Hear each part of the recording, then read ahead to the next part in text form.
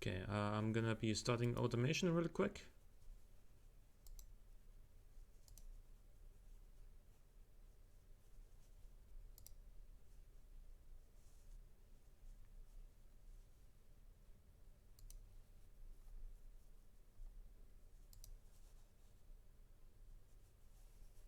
It's gonna load in just a second.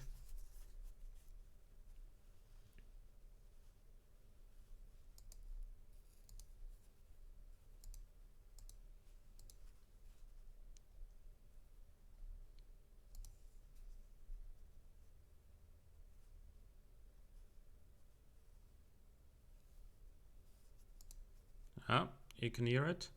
By the way, I've been changing some of the audio settings and whatnot. Let me know if it's better now than it was last time.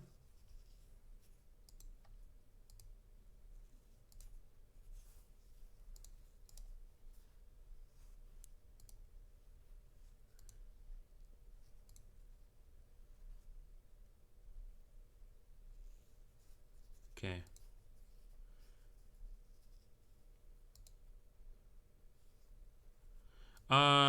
In the meantime, yeah, I should give you the sounds of the game. Right, there we go. So I have built a few cars off camera. You saw this one, but this is a 90s saloon that I built, which is one of the things that I built off camera. It is a rear-wheel drive. Well, this version at least, the SE240 is rear-wheel drive. It has a 2.4 liter inline-5, naturally aspirated with 186 horsepower, and a 5-speed manual transmission. Does 0 to 100 in 7.5 seconds, which is fair enough. And then there is a second version of this, which is turbocharged and all-wheel drive, called the TX. That one has the same 2.4 liter inline-5 engine, but turbocharged, and it makes 240 horsepower. As I said, this is also all-wheel drive. That makes it heavier, but it also makes it a little bit quicker, 6.5 seconds, 0 to 100 kilometers an hour. A better grip, thanks to the all-wheel drive system, of course. And this one should actually be fairly drivable, all things considered. What else have I done in the meantime? I have built this thing, a 99 supercar. We'll see how that goes.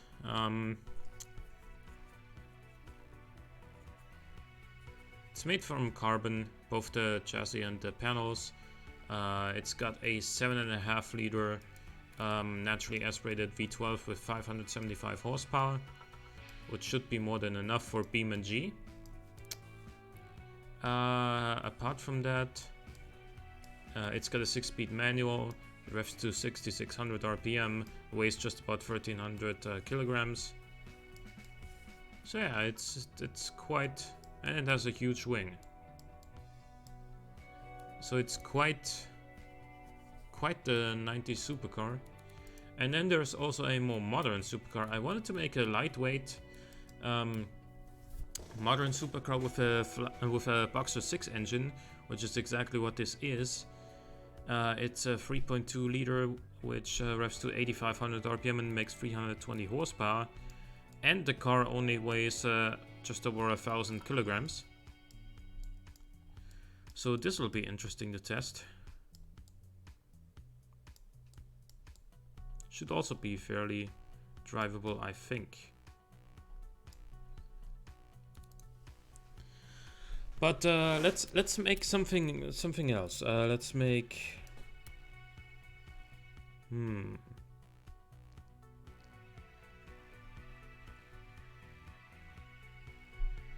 I feel like making a 50s car. Like a 50s sedan, like 58 or whatever. Something like this.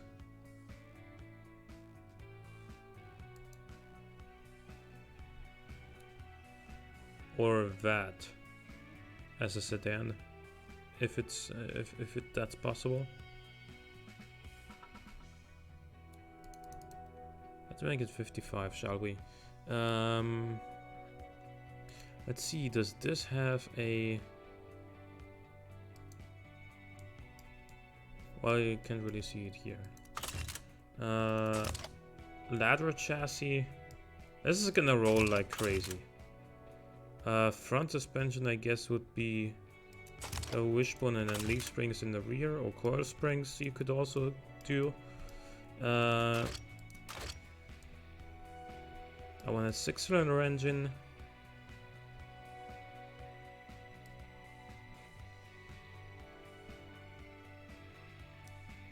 .2 liters or something like that.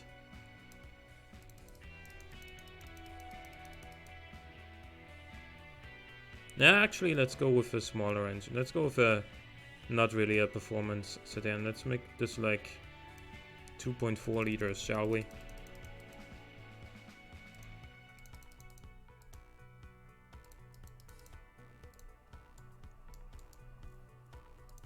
Push rods.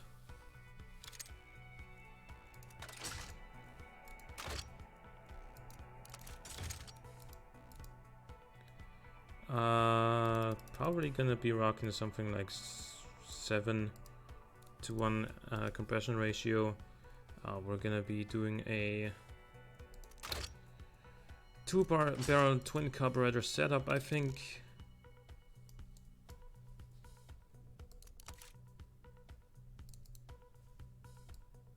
This is not gonna rev very high, maybe like 4,500 RPM or something like that. Let's run a tubular exhaust.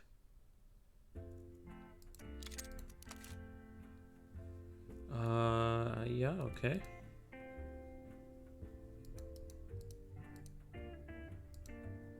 $90 horsepower. Yeah. Sure. Sedan. Yeah. Yeah, I like this. Then again, this is the large version of the sedan. So with only 90 horsepower, this will be really slow. Then again, it's 1955.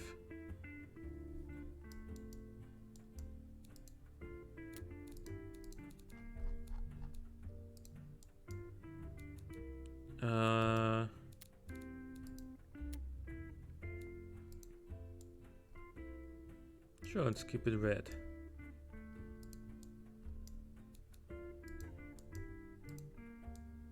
Oh, light blue. I like this actually.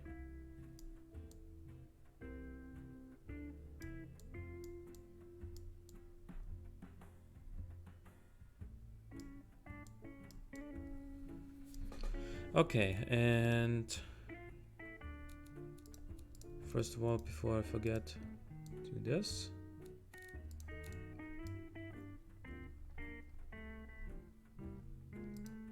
Should be fairly obvious what sort of headlights this thing's gonna get.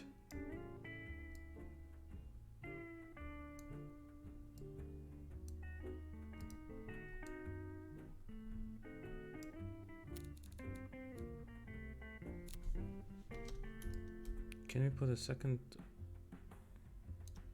pair of lights like here, and would that look good? I prefer with just one. We need a big grille down here. I mean, not that this necessarily needs it because the engine would be so powerful or anything like that. Hey Kairook, how's it going? I like that color as well. This one perhaps? Yeah, this one.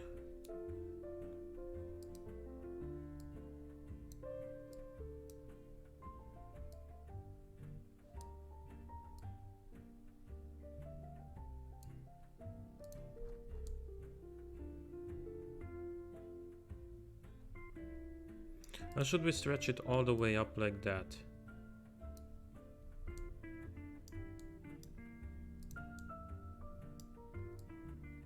Then, like, this sort of look, I think, works for a car if it's, or for a car from the 50s if it's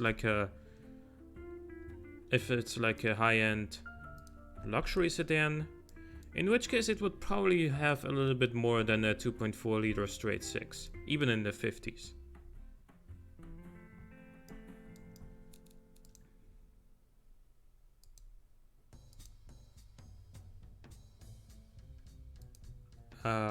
That's a massive fixture. Okay, now that pops out way too far.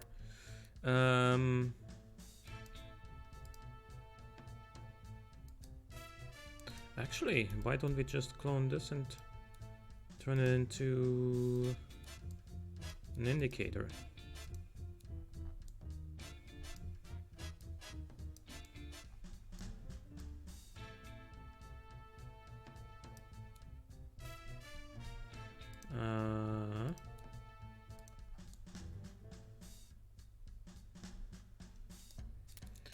And I want some bumper bars like these.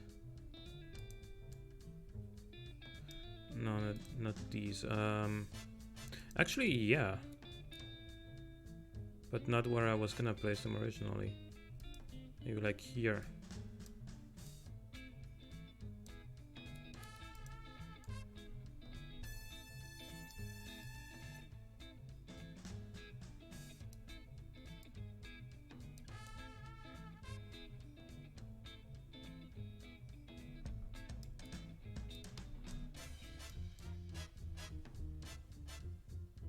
This sort of looks like, if I made this car black, this would look like the sort of mafia car in a GTA or whatever.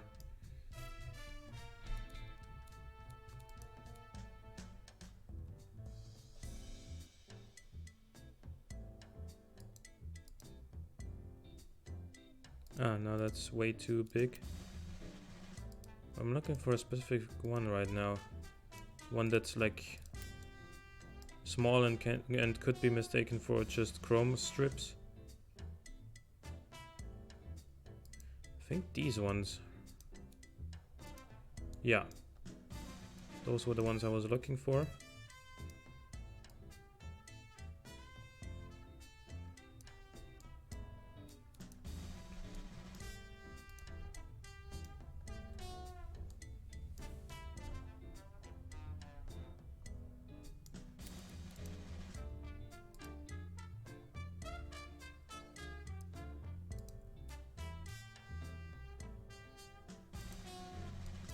Well, you can't really see the badge here in this case, but yeah, not even if you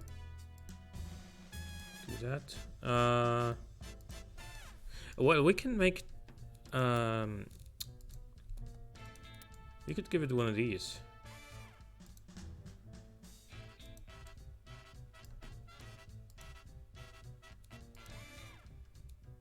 That perhaps, yeah.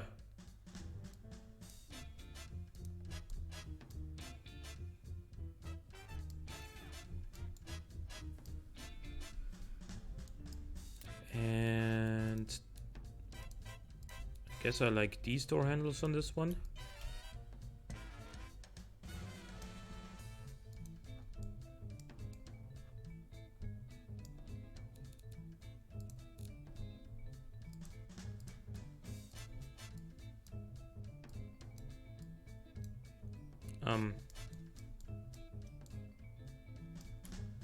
That's not the one I wanted to scale down. Game. This is. Can I put these up here? Yeah, I can. Nice.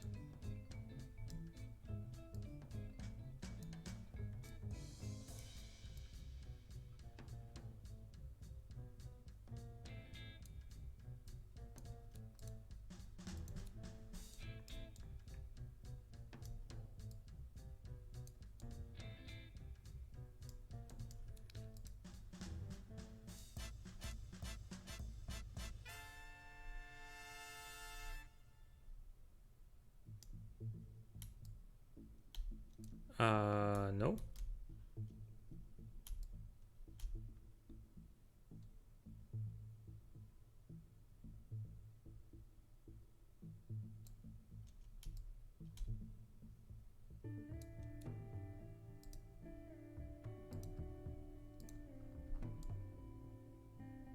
Yeah, I like that.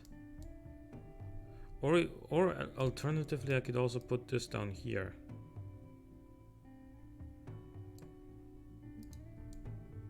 Nah. Instead, I think I want some chrome bars on this bumper here. Then again, it already sticks out quite a bit. Can we move this one inwards? No. Not separately. Okay.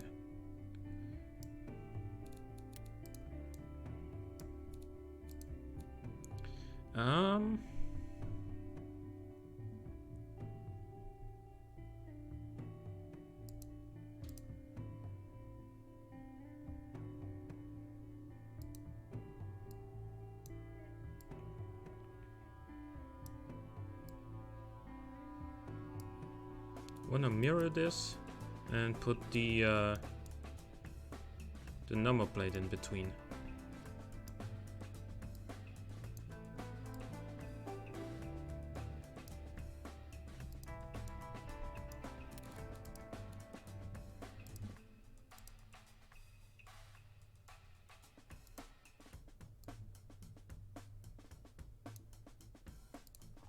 Like so.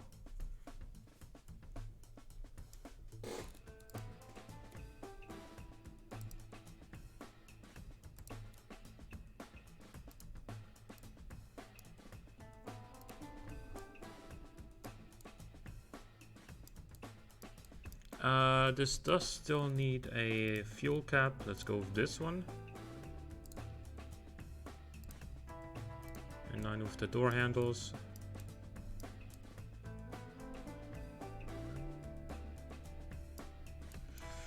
So what do you think? Should I... Like, this is gonna have an automatic gearbox for sure. But should...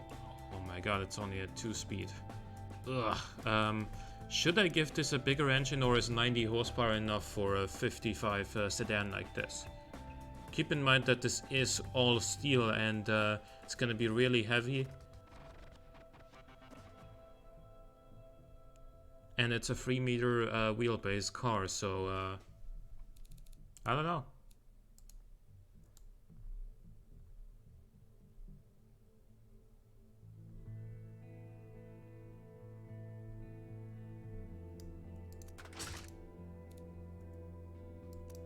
Probably cross-ply tires. 165s is what I was gonna go for anyway. So I guess it's good that we only have 90 horsepower then.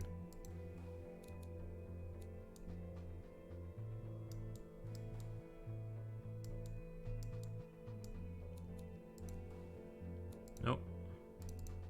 Don't want any less than 165s. Oh, man, drum brakes. Ooh, they're gonna be bad.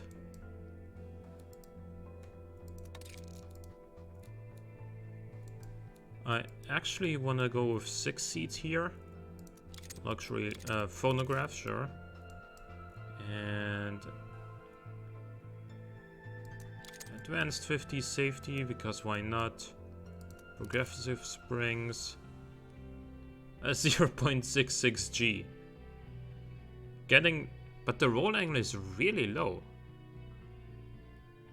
However, getting this thing around any corner is gonna be...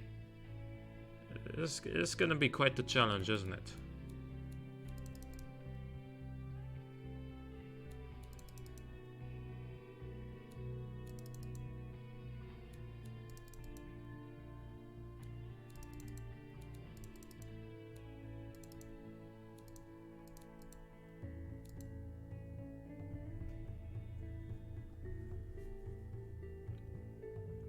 Maybe try to give it some more torque.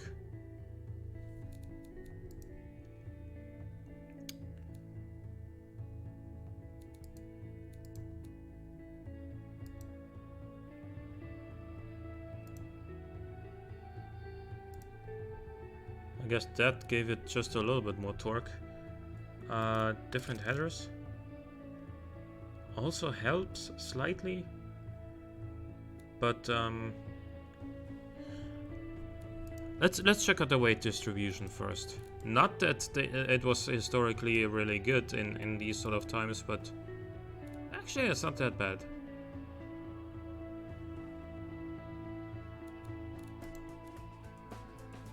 It can go faster than 113 kilometers an hour.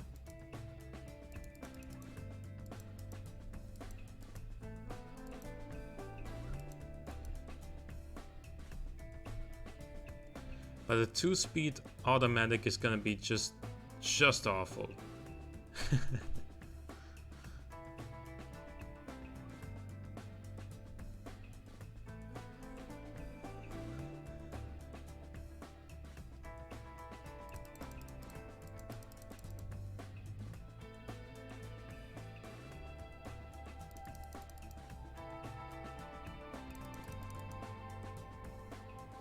It's gonna take 30 seconds to reach 100 kilometers an hour. Man, this thing's gonna be as slow as the freaking Beetle was back then. Tell you what. Since this is, after all, a luxury sedan,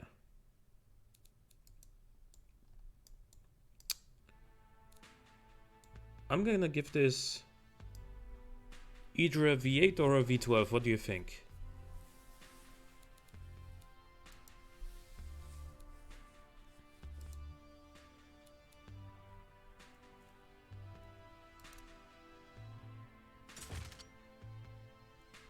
Oh, V12 can only be 60 degrees, huh?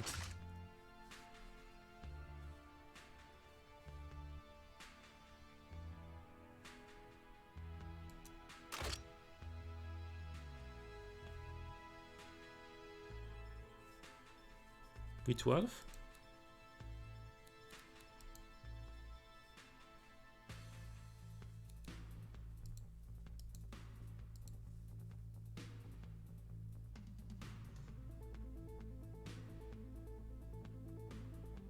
Lots of low-end torque. V12 is more fitting. Okay. We need a bigger exhaust, don't we? Ooh, there we go. Yeah, we basically doubled our power.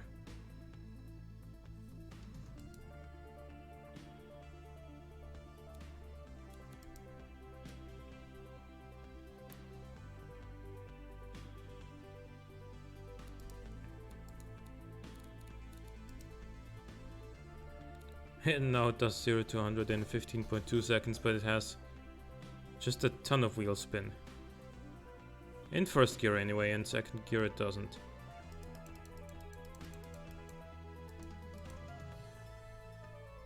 Still takes 16 seconds.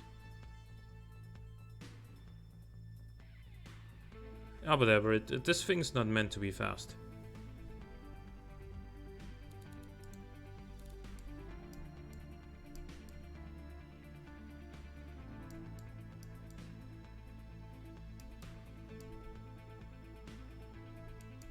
Also, let's do the window trim in chrome. Yep, and the pillar in chrome. Much more fitting for this car.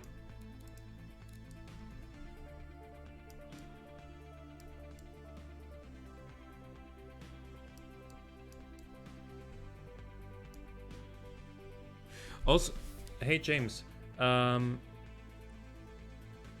spite of having spent the last 6 hours on the road, damn. Man, good morning. By the way, one thing I've noticed, I have changed the quality of the stream to 1080p rather than 720p. Also, we need door mirrors on this one. But as I was rewatching some test recordings that I did in 1080p, I noticed that the image got quite how do you say, pixelated, I guess. And I was wondering if if that would be the case during the stream as well. So let me know, and I can change that. Like, I could change the resolution back to 720p where I did not have that sort of issue.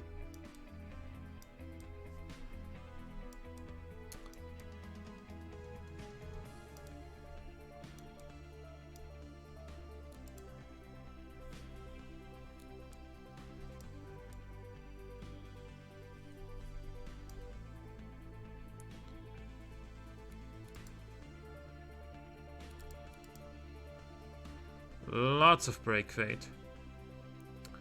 Yep, lots of brake fade. Oh man, this is gonna be fun in Beam.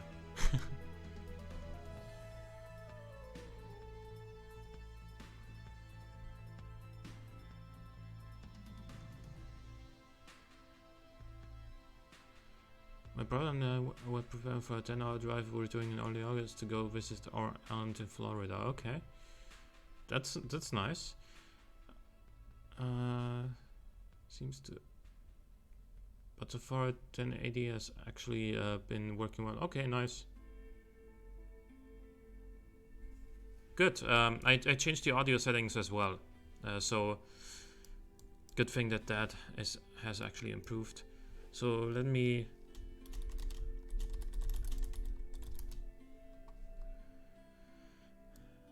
Change this. That's a 4.8 liter V12.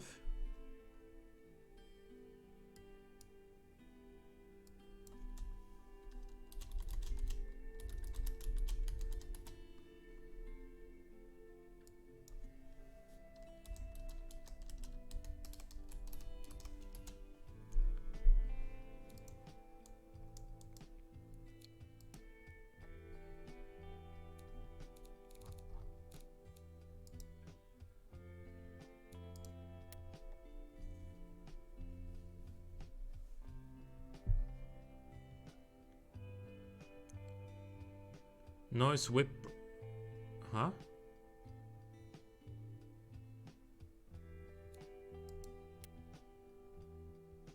I don't know what that means in this context.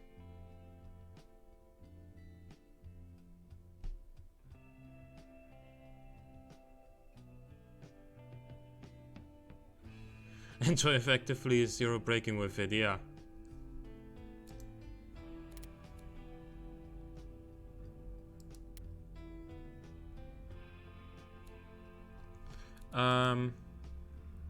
I've made a couple of cars off camera. As I think I said before, this is a 2018 mid-engined sports car with a 3.2 liter Boxer 6 and 320 horsepower. Very lightweight. Should be pretty good. This is a 99 supercar, 7.5 liter V12, 575 horsepower, big wing. And this is a 90s sedan. In both versions it has a 2.4 liter inline 5. This one is naturally aspirated and rear-wheel drive. The other one is all-wheel drive and turbocharged, and I've exported all of these cars as well already. So let's go check them out, shall we?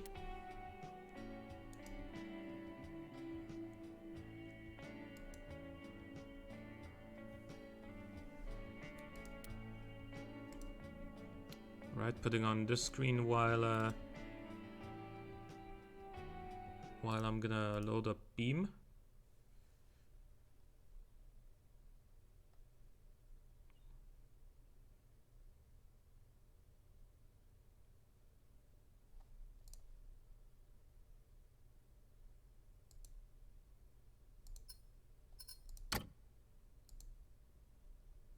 We're gonna go to the automation track, of course.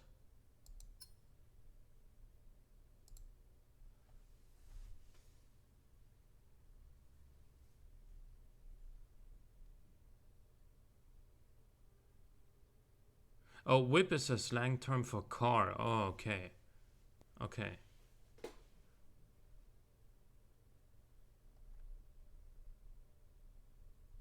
Did you get my message about mid-rear engine perhaps being uncontrollable due to camber or massive front wheel width diameter stagger?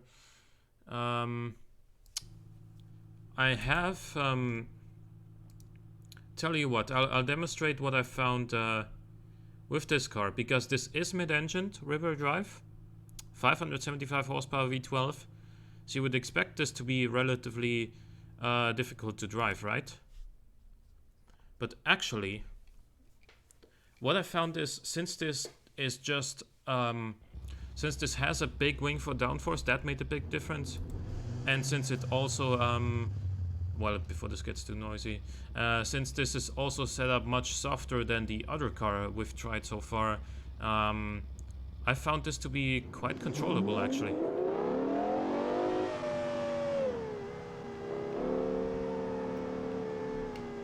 Man, the brief flag there.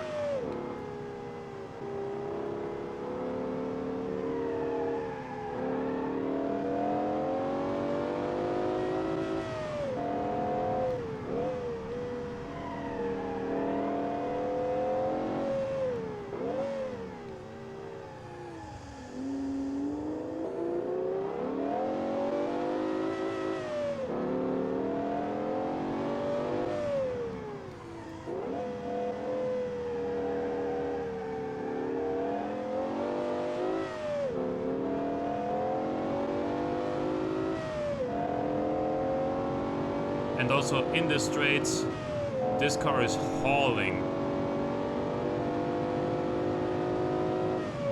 Nearly went up to 160 there.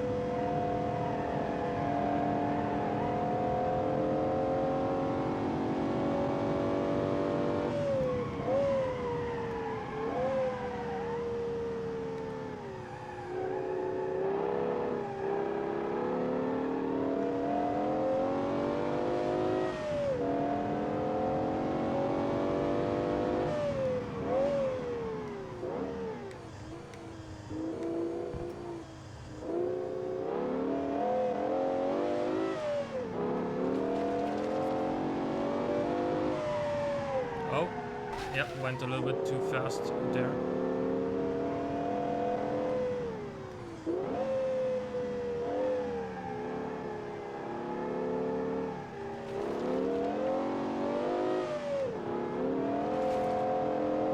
Yeah, I damaged something on that impact. The car is pulling to the right now.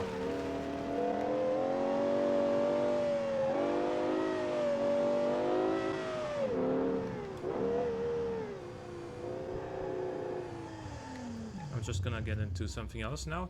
Let's try another one of the new cars.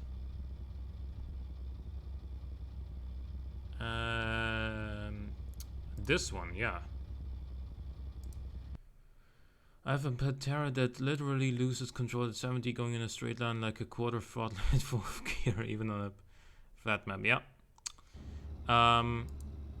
Yeah, I have the same issue with the other car, the 800 horsepower GT that we drove last time. By the way, this is not. Oh yeah. This is actually not that slow. Yeah. I braked early. Actually got too low enough speed, but then it understeered way too much.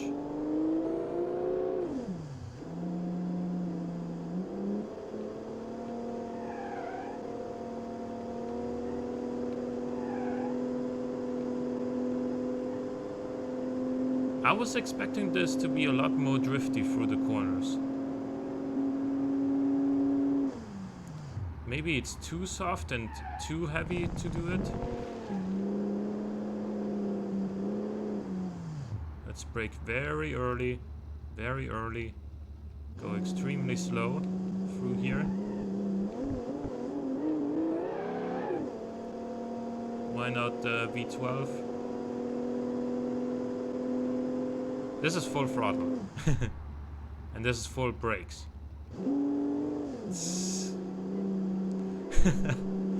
I mean, in a way it's funny driving this car around here. Now I'm wide open. 55. 60. 65. 70.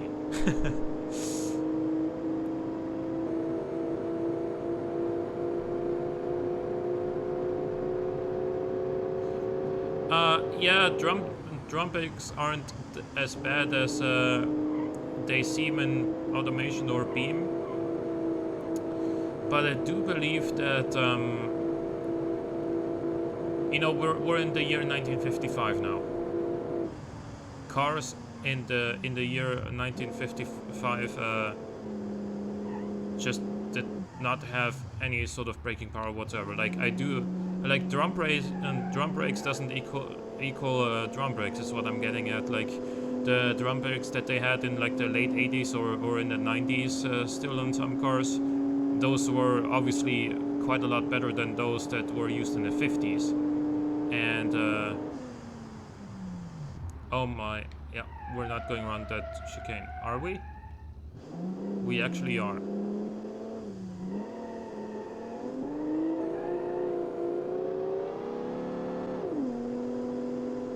Yeah, in first gear the acceleration is actually not that bad, but then in second, yeah.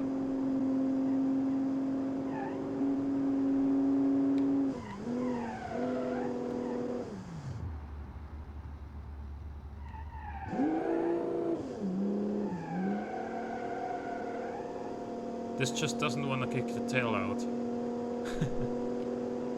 Fade was the major downside, but they had methods of cooling them.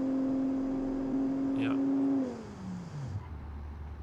Then again, the brakes on this car, on this track, aren't fading yet. Whereas it has like minus 22.7% brake fade or whatever is displayed in Automation. And other cars that showed 0% brake fade actually did fade after a lap and a half or something. So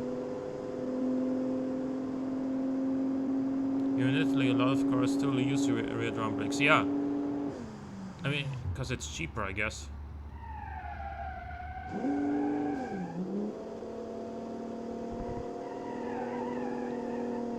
There was a tiny little bit of wheel spin.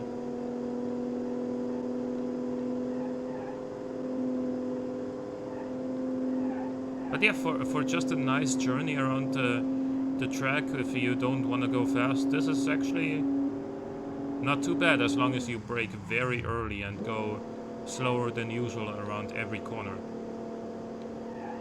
Like brake here, despite the fact we're not going very fast.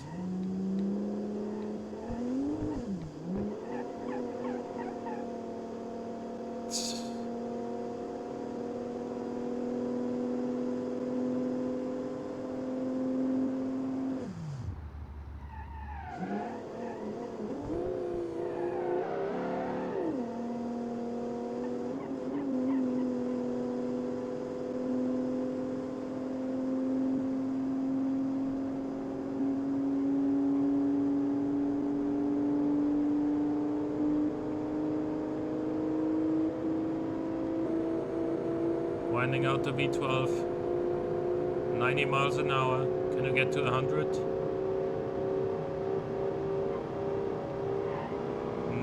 Yeah, we can, but we're... Oh, I thought I had to... Yeah, I should have started steering a little bit earlier there. Okay, let's get into something else. This was... While I don't mind the slow car, this was a little bit too slow for my taste. Let's jump into this. 186 horsepower, naturally aspirated, straight 5. 5-speed manual gearbox.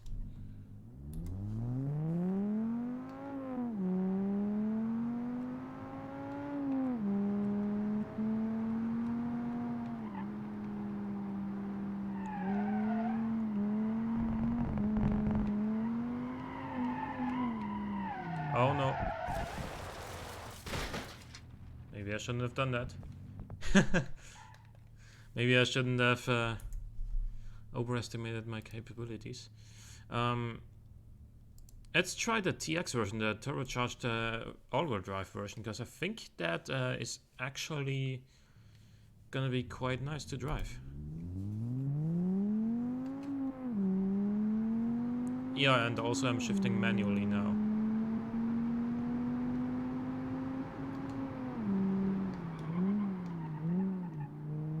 Oh, that's some braking power right there. And some grip coming out of corners.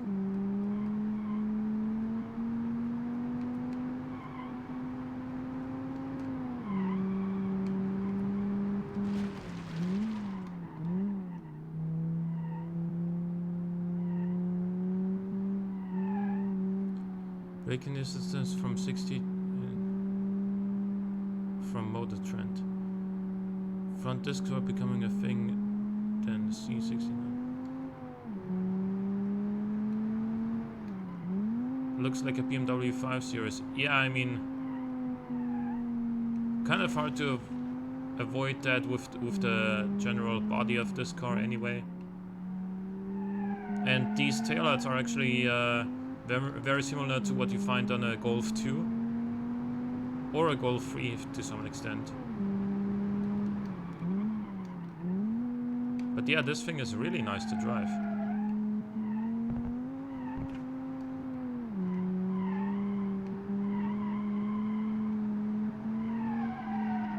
By the way, the power distribution on this is 60% rear, 40% front.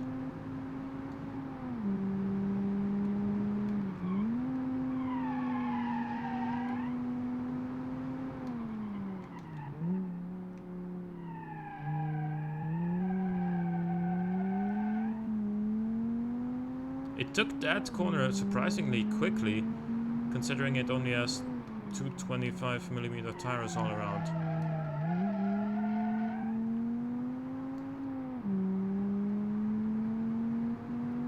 Yeah, I like this one a lot, actually.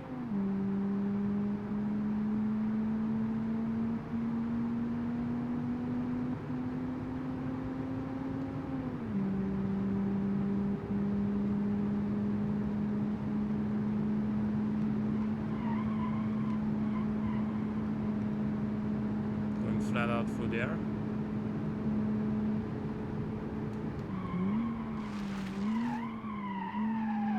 Oh.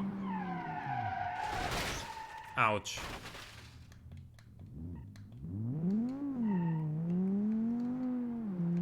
Yeah, something's broken. Let's just Control R. 69 Cadillac comes down with 4-wheel drums, but was optional with front discs. Replicating any of these cars in Automation and Beam would not yield similar results. I've tried. Okay.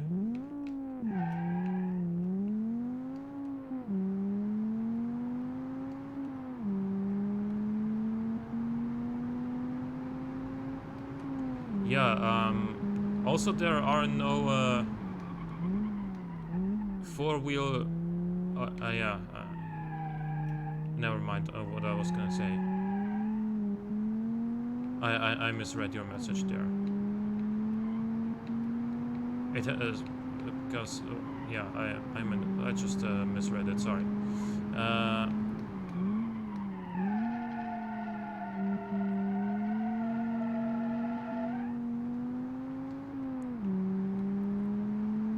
Oh, also, have you guys seen the? I know that we've had the Eagle Sport 6 in the game last time, the V6 version, which I kind of struggled with because it was very drifty. But I'm not sure if I had the Sport 8 version of it in the game last time as well, because I do now.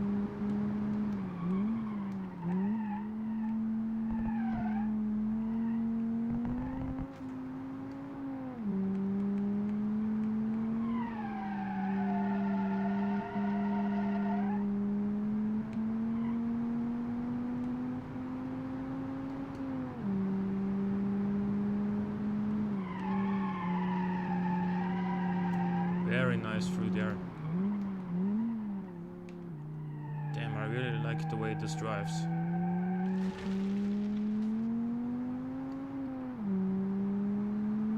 It's reasonably fast too.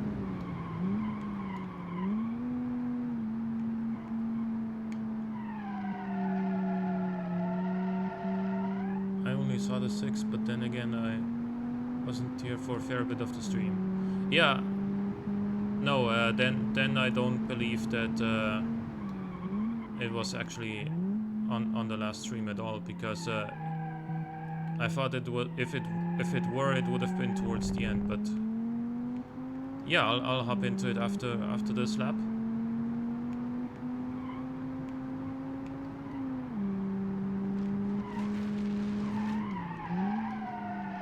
Oh, I wasn't expecting that result there. This car felt pretty stable for the most part. But Jesus Christ, that was not what I expected. Let's hop into it right now. The Sport 8, there we go.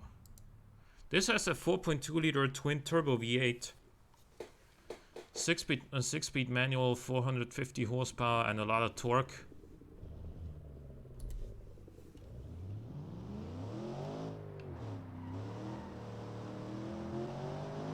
Now I changed this quite a bit compared to what it used to be. It now has front and rear lips and a little spoiler on the back, as well as two 75 rear tires. Before it only had two 55s all around.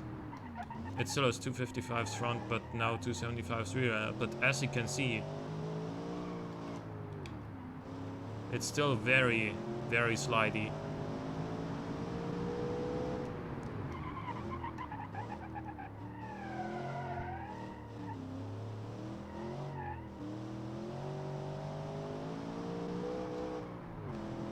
I think it makes a good noise too.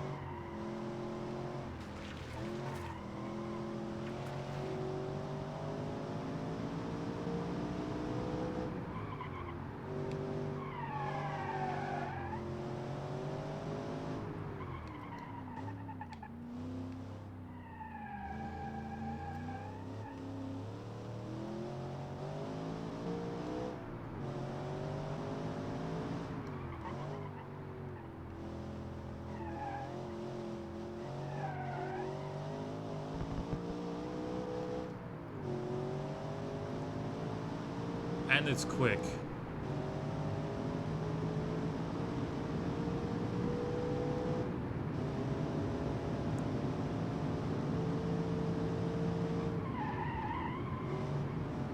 But man, it's so drifty. I'm trying my best to keep it under control. Try not to counter steer too much, or it might swing into the other direction.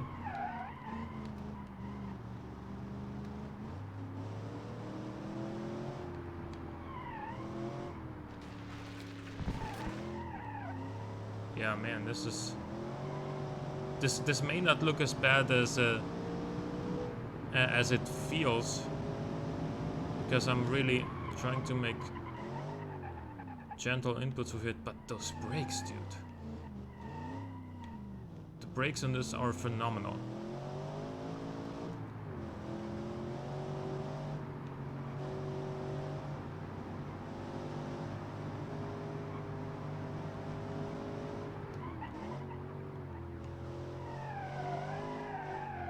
There it came sliding without a throttle input at the beginning of the turn.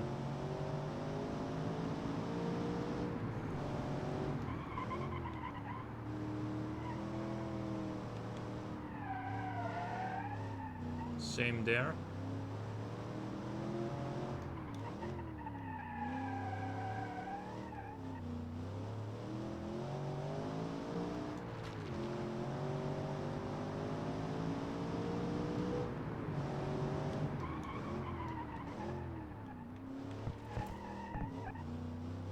Front right brake is fading.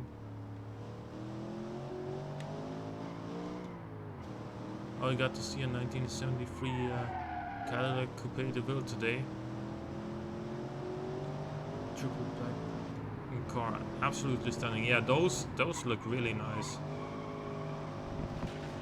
Give me a second, I'll read further in when we're going a little bit slower here.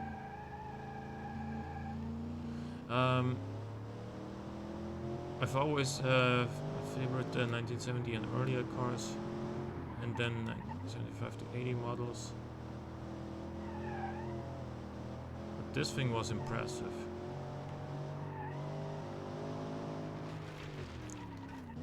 Didn't feel nearly as large as it is because the thing is actually quite low. Yeah, we were may have been lowered as well.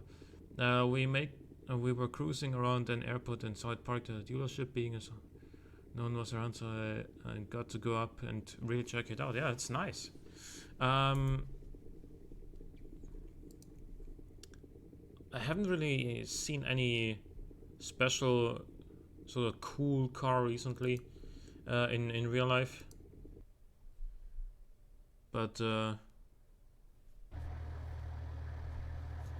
let's try it.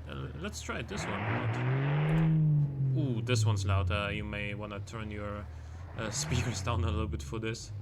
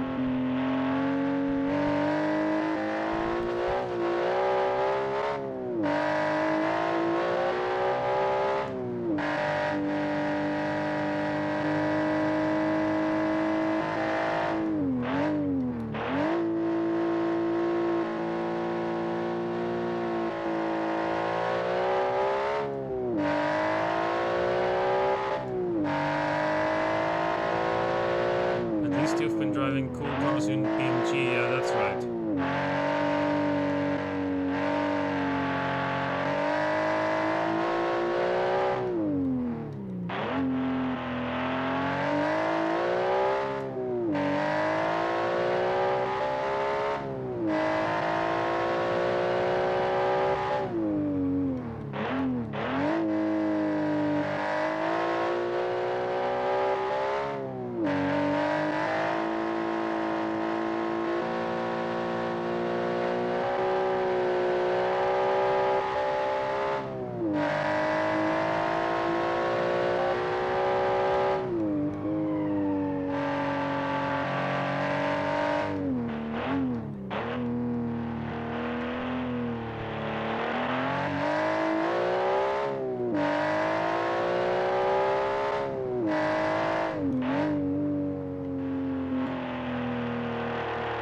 This one feels really controllable and nice.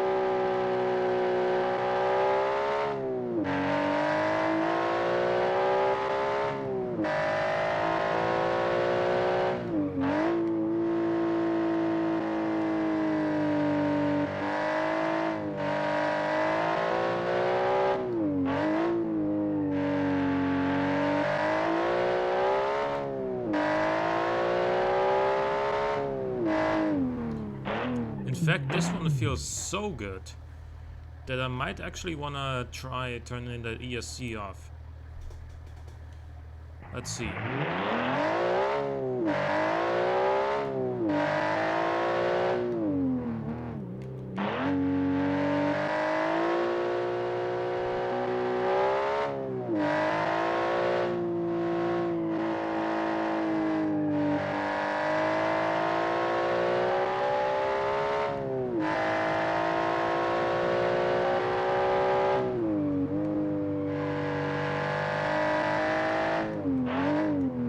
Let's see what happens here.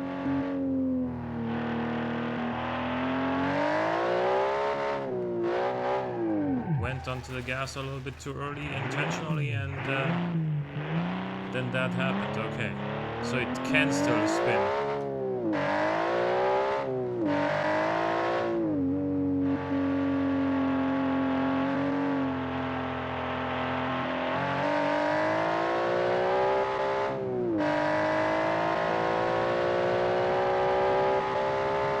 Let's see what happens in the fast stuff.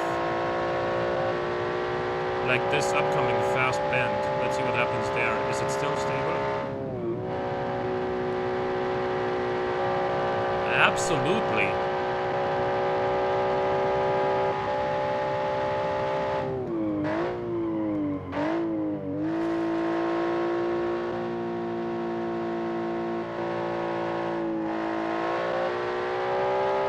Very nice through there. Wow.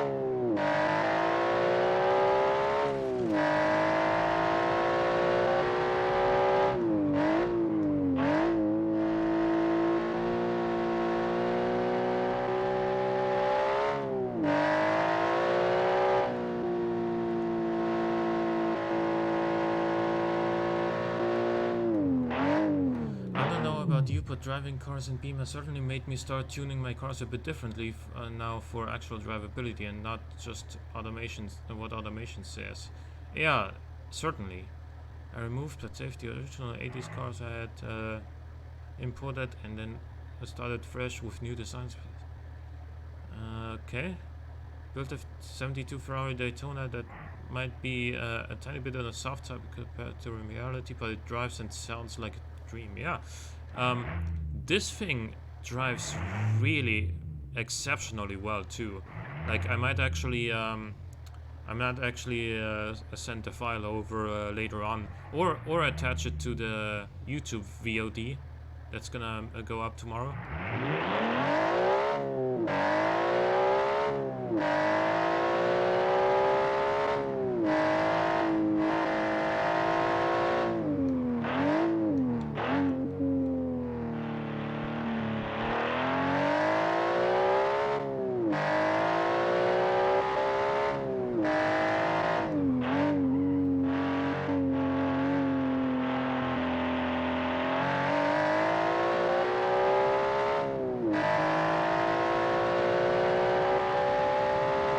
And it is quick. 320 horsepower, but low weight.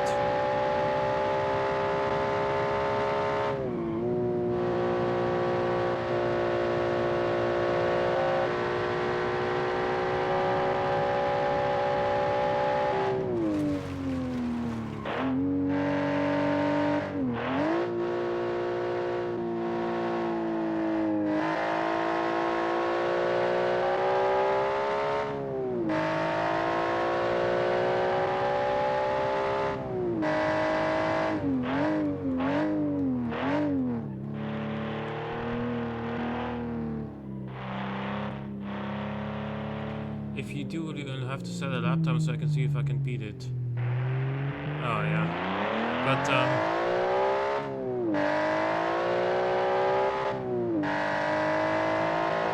yeah, I was actually gonna be eager to time a lap, but I don't really have the software set up to do so here.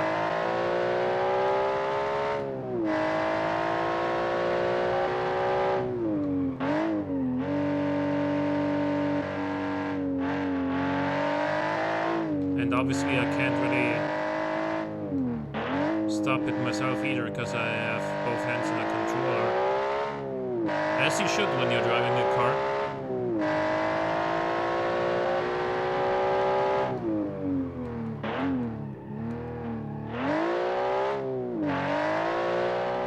That was weird there. For a second I thought it didn't downshift into second when it actually did, and then because of that I downshifted into first, which wasn't necessary.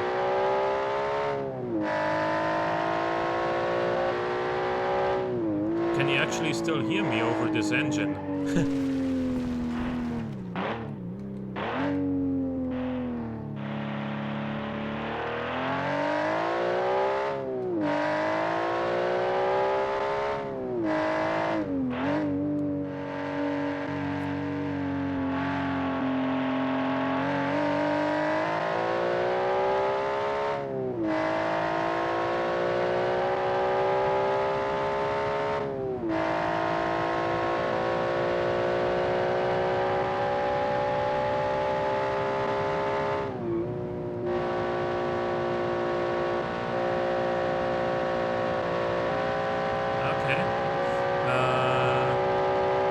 This is actually gonna be a pretty good lap, isn't it? Braked a little bit too early there. Well, quite a bit too early, I have to say.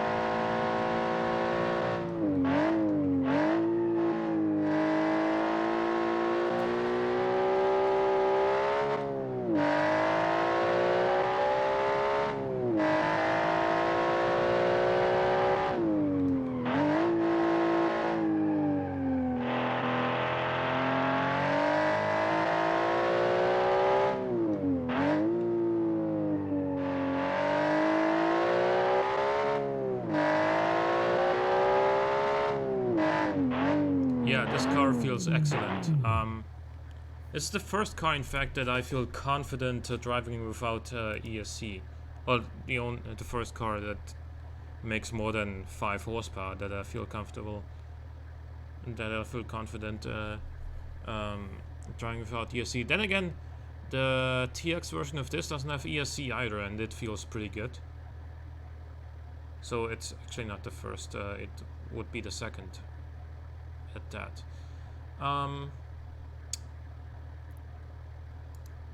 Let's see what happens here without ESC.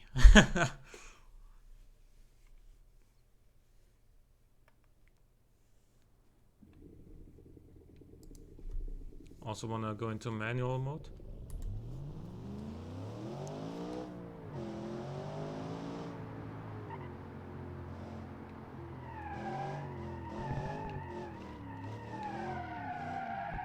Yeah, no amount of counter steering and balancing the throttle there was gonna save it from the spin.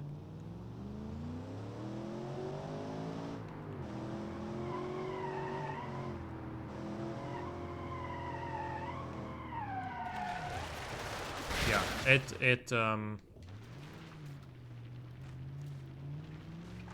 this is not drivable.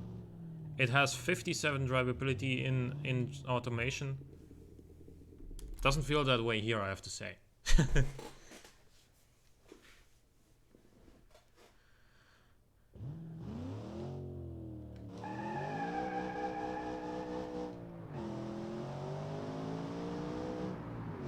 It pulls though. And I love the sound that it makes too.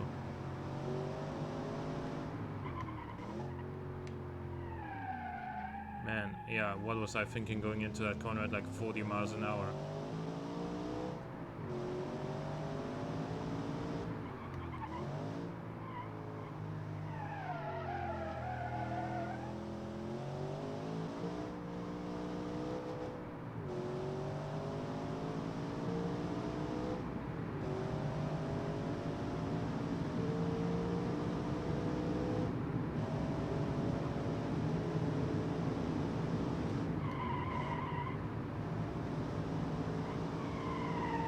Man, come on, you have a spoiler on the back. Yeah. And it loses traction at like 106 miles an hour in that corner. Yeah. Yikes. It is admittedly a small spoiler, but then again, we were going through that corner slower than with any other car so far, just to try and be safe. And I guess it's pretty clear that we weren't safe. Only the two Eagle models at the moment. I don't really have much else set up in automation, like from my own personal lineup. Wait, this... Please, would you allow me to shift manually? I'm pressing the right button.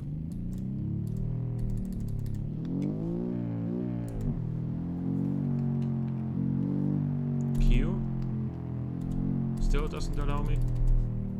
Yeah, okay, well, whatever. Just gonna reset the car real quick.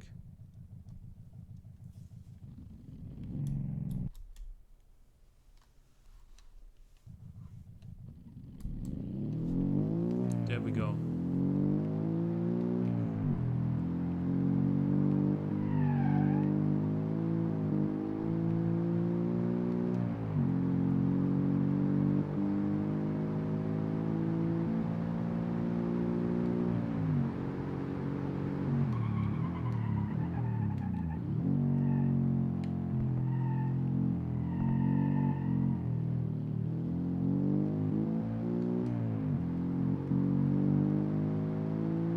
I like the sound of the Boxer 4 as well. It's a little bit muffled compared to the Boxer 6 especially, which is crazy loud for whatever reason.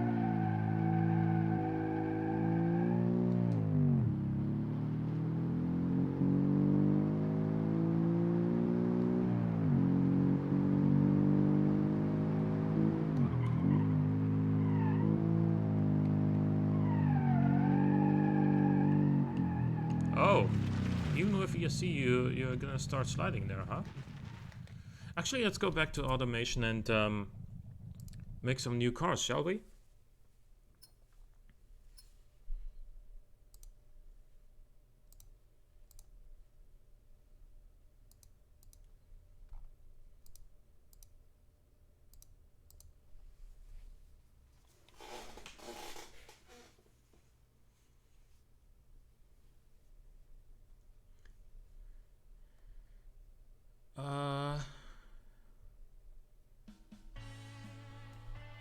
There's automation.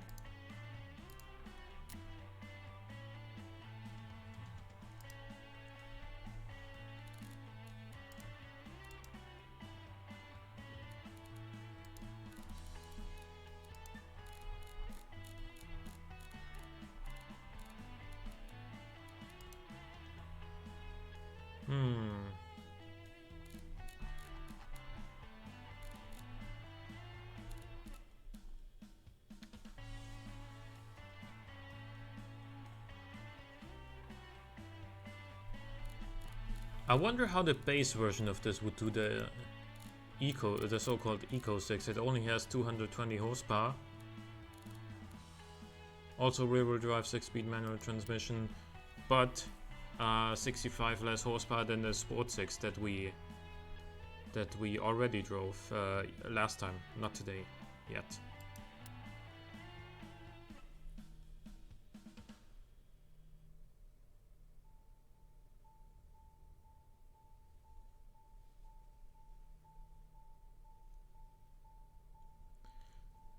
nice. You and the automation still have music turned on. Lol. Good music, but after a couple hundred hours, I got sick of it. Yeah, but then again, I guess the stream would be kind of quiet for whenever I'm silent, wouldn't it? Let's make something new.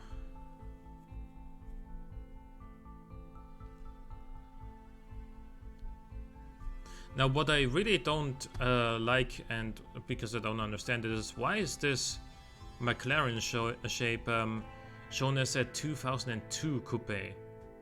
This is the sort of shape of the McLaren 12C, which came out in 2010. No idea why that's in 2002, which will give you a penalty to your stats if you build it if you build a car with this in like 2010 or later. So yeah.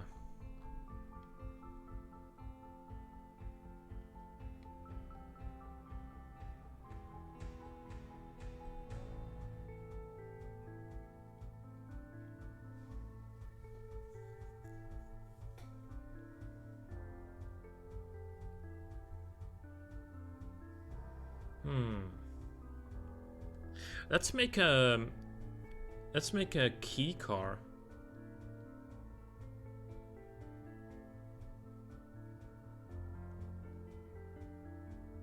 Maybe not with this body though. Do you have something else that's really small? I guess we don't. At least not for like mid to late 90s, we don't.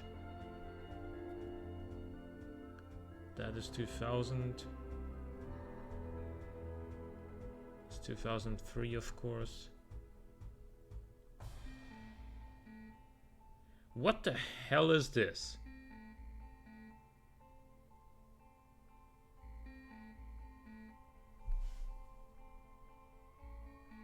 What? What are those rims in the thumbnail?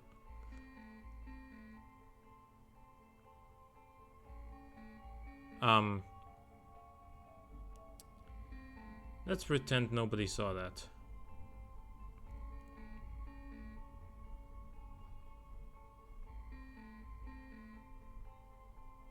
Also, where is the Ferrari F40-esque body? That one was originally... Was that a mod in the old Automation? I can't remember. I thought it was like a vanilla body, wasn't it?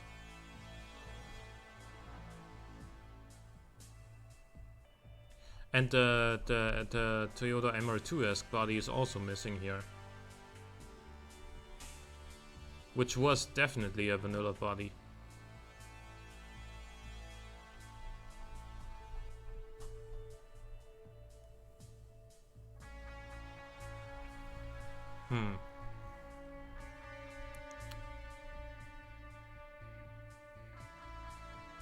Maybe let's not make a key car.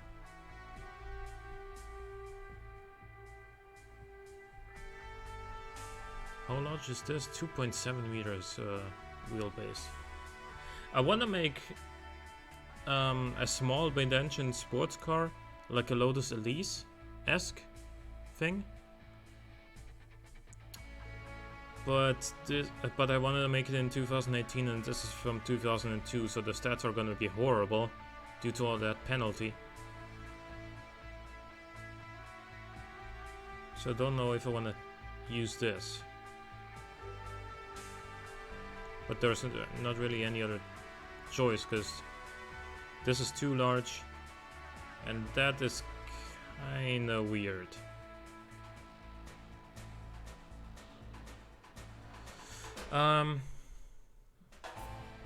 Tell you what, let's use the sedan version of this and make an AMW car, or rather EMI for European Motoring Innovation, and that would be the Grizzly, which is which has always been one of my favorite models in the lineup, because it is a high-performance, high-end luxury car. It's gonna be 2018. It's gonna have a twin turbo V12.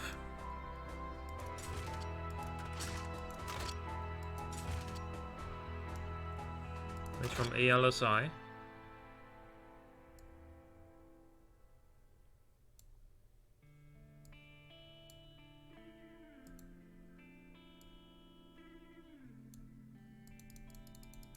.5 liter, 5 valve per cylinder, and it is going to be expensive. Let me tell you that straight away. But it'll live on the edge and go weird.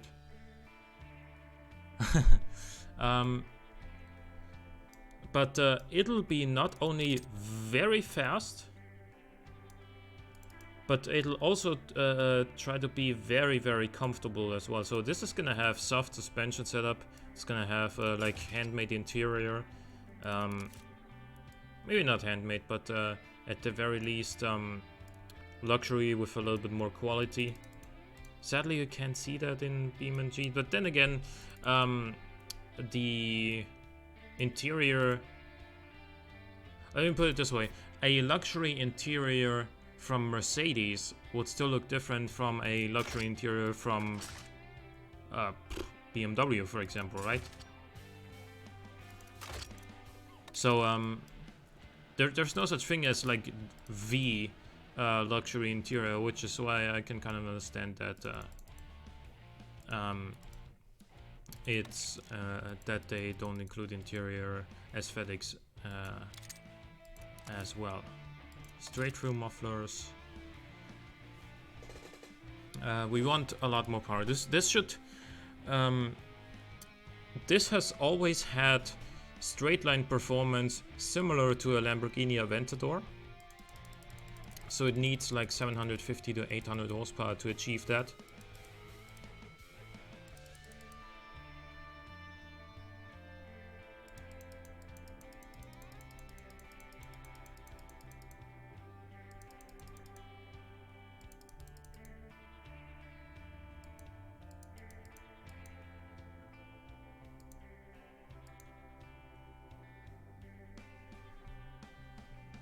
Increase the boost some more.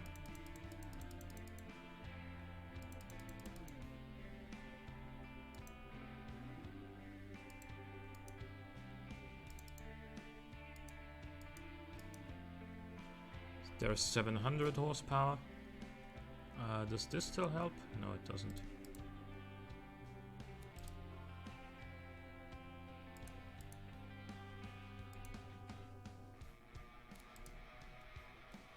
That's not big enough. There we go. 770 horsepower.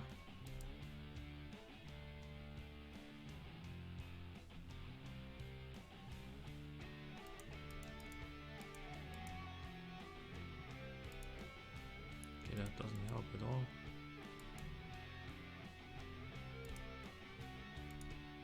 .800 horsepower, there we go. And the turbo actually kicks in at just about 2600 RPM fully. And we're making 700 horsepower where at 4300 RPM? Yeah, okay.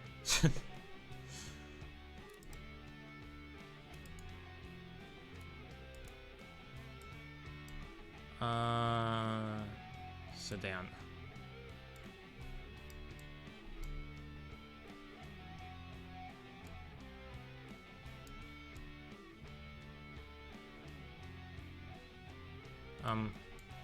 Okay, the game was kind of lagging there for a second.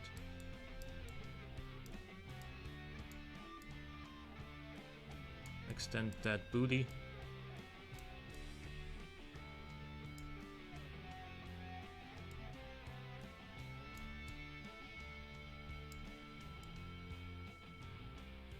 So we can't really pull that up and down, just further in or further out. This is gonna need wide tires in order to handle half decently.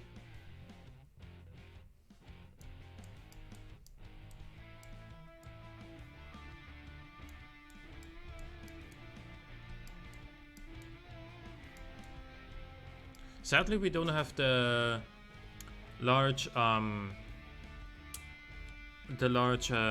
A8 slash Jaguar XF slash XJ kind of body anymore in UE4 automation. That was, I believe, also a vanilla body.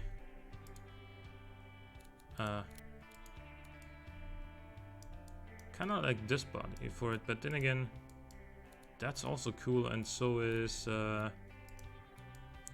this. Where's the midnight blue? There it is. Yeah. Okay.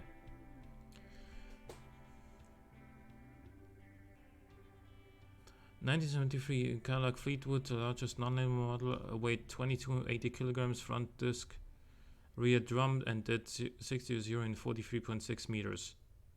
That is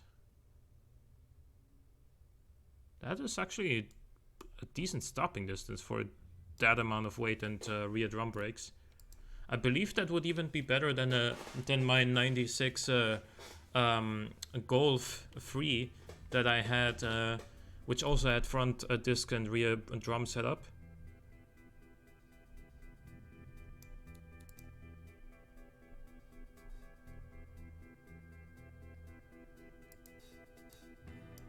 What sort of rims do we give this? No. I mean, these kind of fit, but it's a luxury car. That does not fit on this sort of car at all. Yeah. Yeah. Not too bad.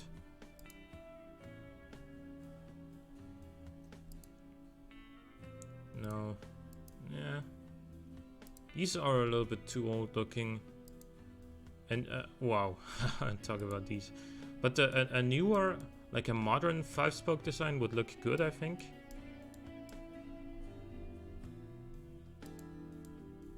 Let's stick with that, shall we?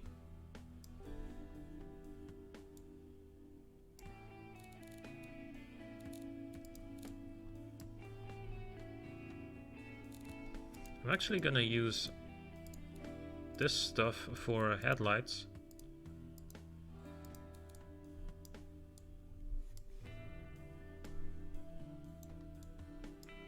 And where do we put them? Is the question now.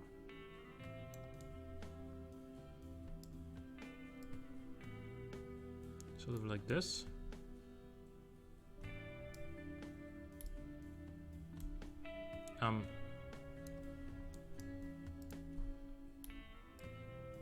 There we go. Can finally clone it.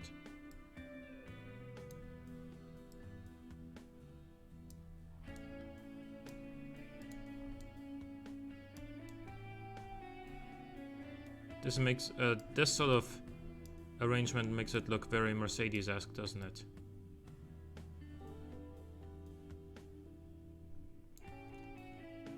But then we will add some more details.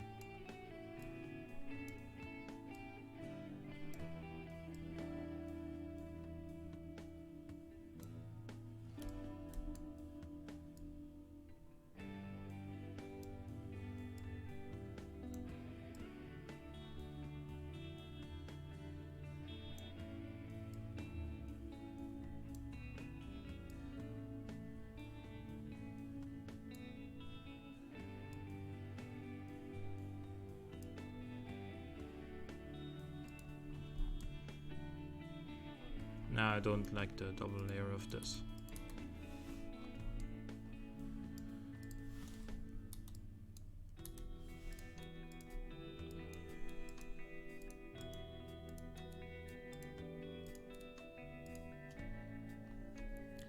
BeamNG shows there's actually a lot more bodies in game based on the sheer variety of body styles available.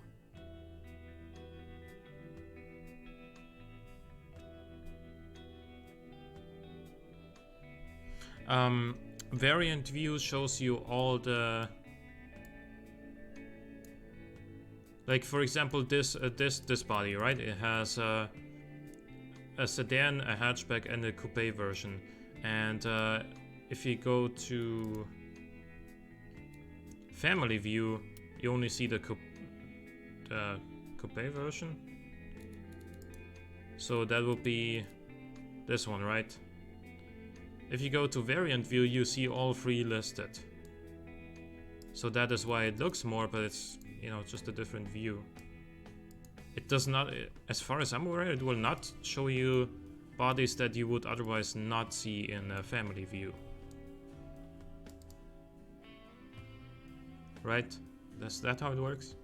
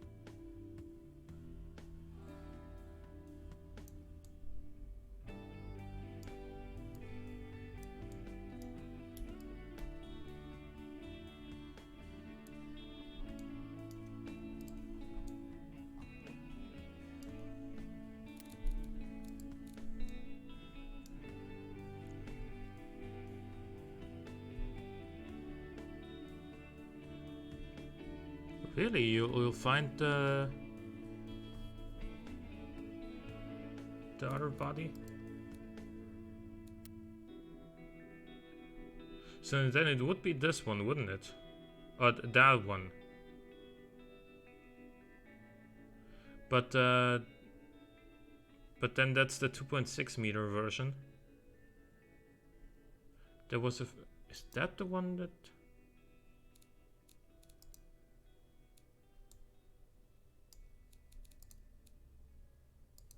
Oh, okay. There it is, I guess. Okay. Let's start anew with this one then. Because this is always the body that I used to use for the Grizzly.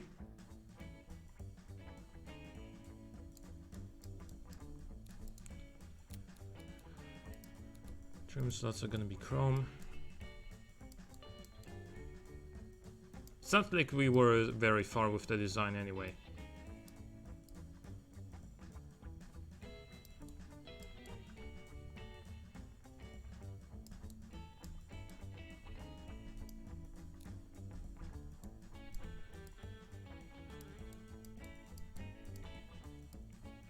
This, I believe, is gonna have like 305s or whatever front and rear.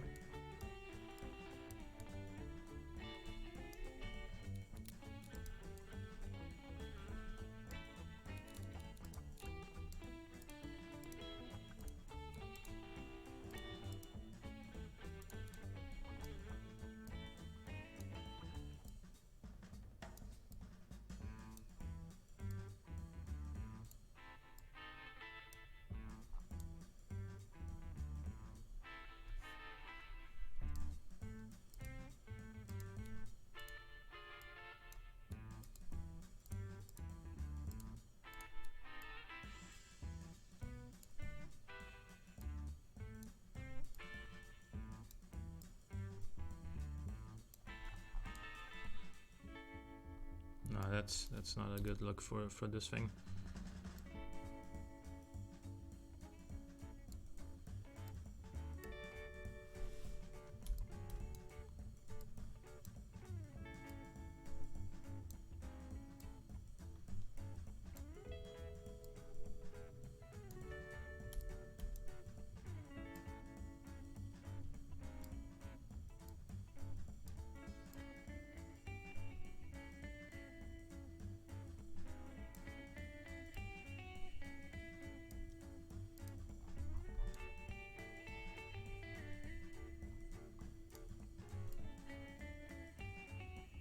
Please, automation. Okay, there we go. Make it a little bit longer.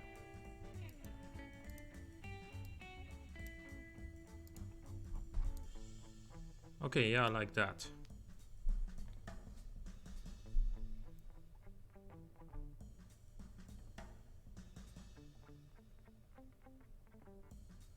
It isn't always easy to explain things for chat. Glad I could help you find it. Yeah, thanks.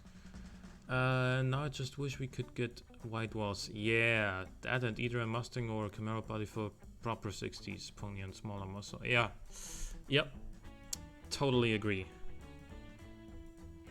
By the way, I think I want to set this up differently. Yep.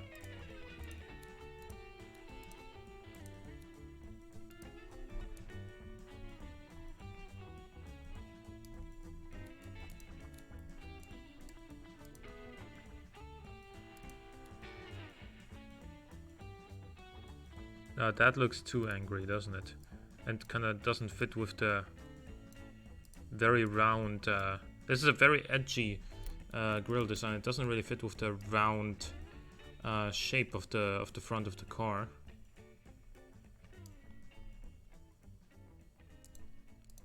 Let's use something like this. Nah.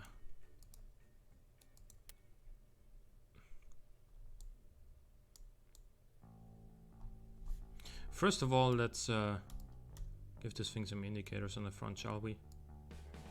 Let's approximate the middle angle between the top and the bottom headlight LED. I think it would be like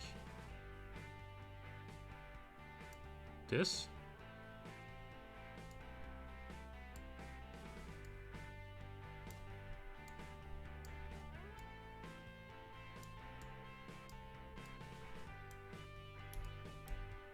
Yeah, do this.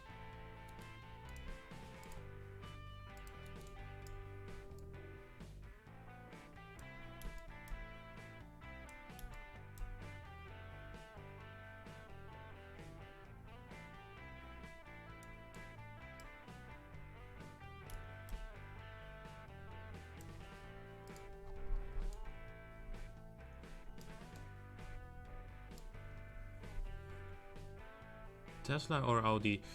This is gonna be one of my own designs. It's actually, now that you say it, the headlights do kind of look like Tesla, don't they? But this is gonna be a large, high-performance, high-end luxury car. So it's gonna meet straight-line performance of a Lamborghini Aventador with the sort of interior quality that you get in a Rolls-Royce. That's the basic idea.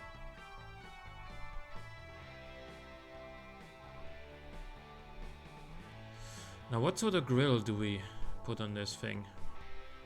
First of all, I generally think it needs a lip to keep it a little bit, to give it a little bit more traction. It's gonna get one on the back as well.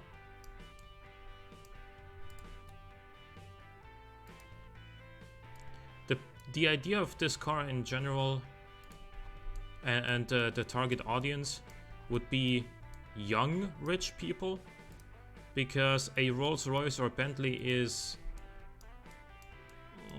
I don't want to say it's a car for old people, but it kind of is, isn't it? Like the way that that those cars are styled and the way that they're especially in the interior. Like this wouldn't have the classic sort of, you know, lots of wood and stuff like that in the interior that makes it look like, you know, a car for old people. This would have a little bit of carbon, sort of like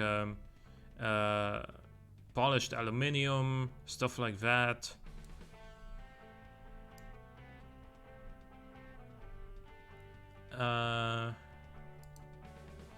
And no, the carbon wouldn't be there for saving weight, because you're not fooling anyone. This thing is gonna be heavy, very heavy. And what kind of grille would fit on this?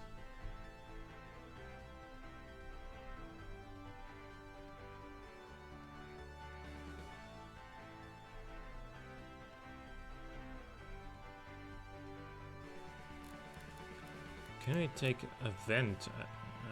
that would be better as a grille. Let's maybe design the bottom of the car first, like the bumper. For that, I think I want a small version of this. Sort of like that.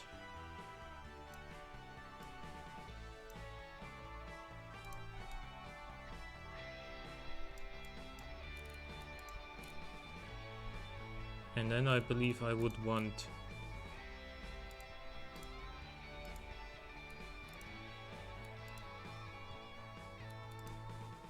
something like this.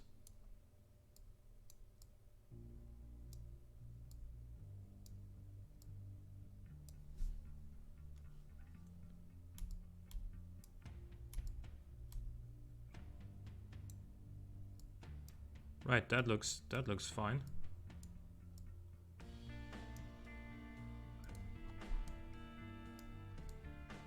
But how about here, the main grill area?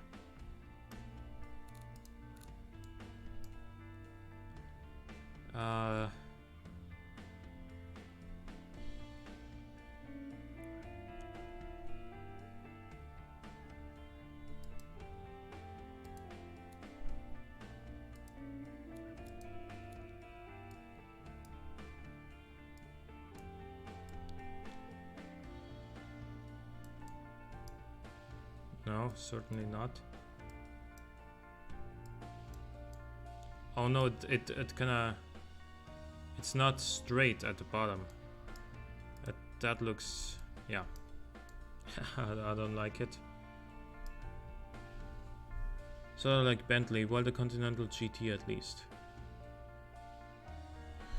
That is also still a very like old-fashioned interior, doesn't it? It still has a really old-fashioned interior, because it's made for, you know, Bentley is the car maker that provides the cars for the Queen, right? So you and the Queen, the current Queen, is old, so you probably don't wanna make an interior that's too fancy for you know, an aging person.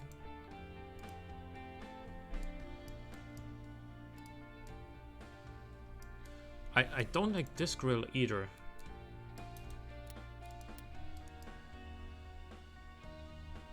Maybe I should just change the headlights then, shouldn't I?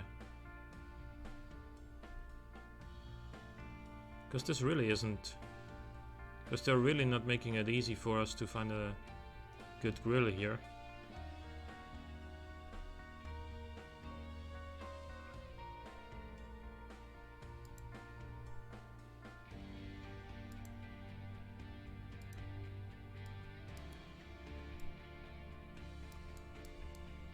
No, certainly not that.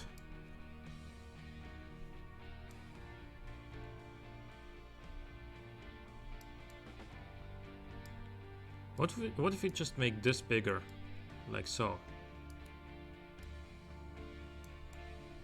And then...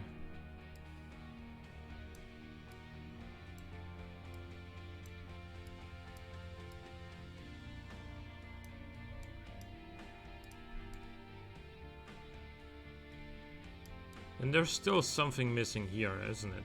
Isn't there?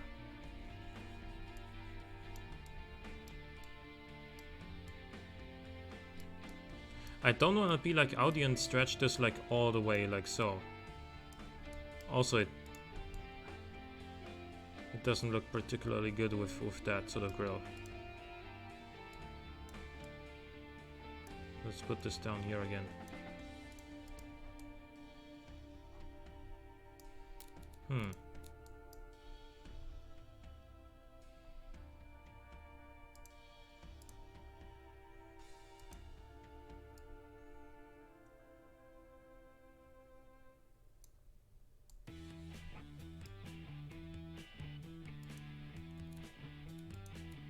Put this on top and this on top.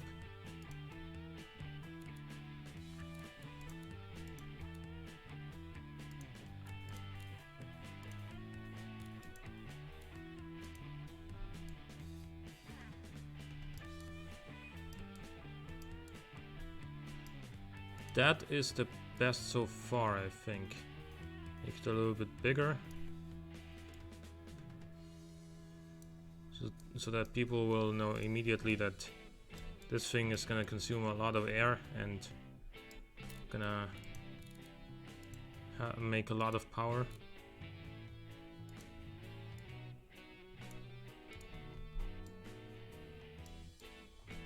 What this definitely still needs is LED fog lights. I think I want these to be like that.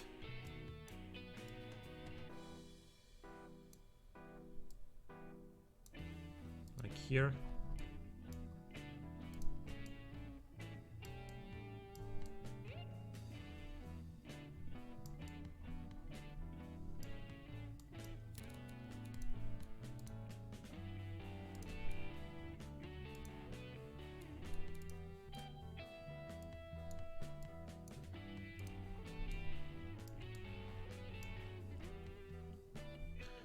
Okay, and side indicators.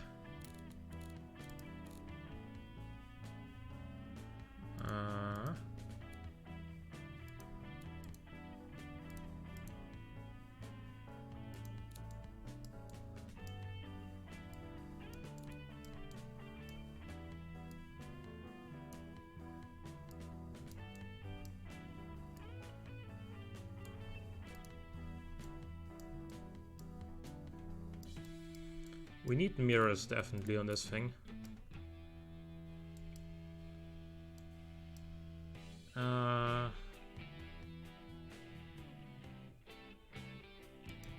These ones maybe suit the bulky nature of the car overall. Make them bigger.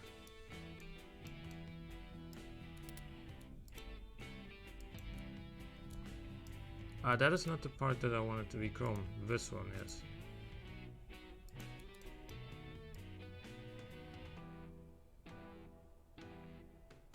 Automation, please. A little bit bigger still, I think. Like that. Yeah, so you can actually see out of this thing. Door handles. Actually, who needs door handles in 2018? These are gonna open electrically.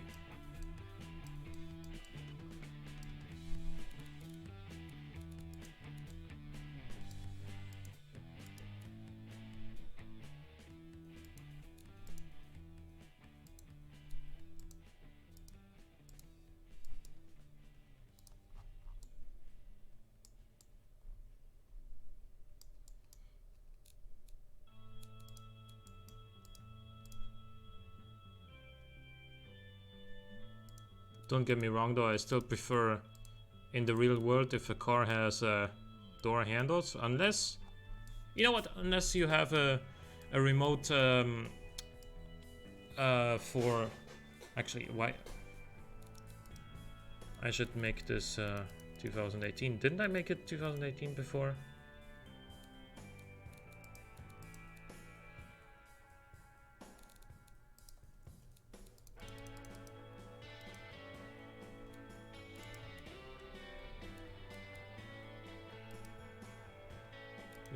There we go.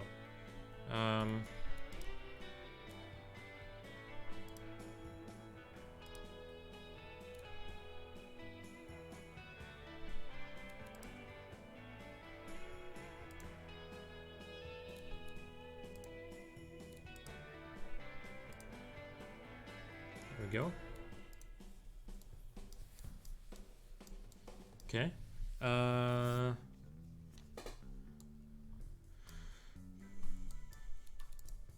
We're not quite, we're not done with the design yet, so let's... Taillights. Definitely want this thing to look futuristic, so we're gonna go with something like this and this.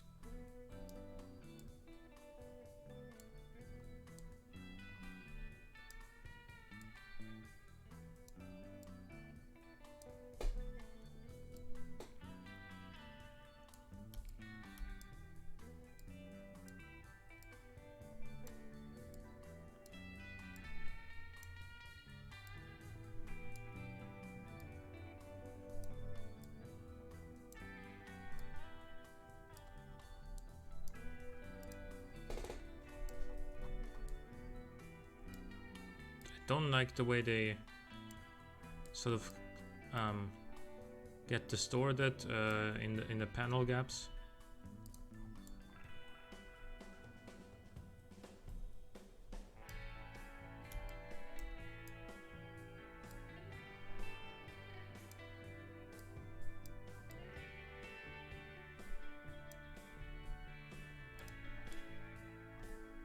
Nah, I don't like that idea too much, or... Nah, even with that, it doesn't look that good.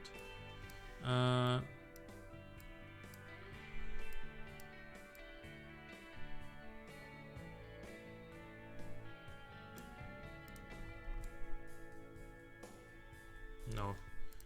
Let's instead do something else and...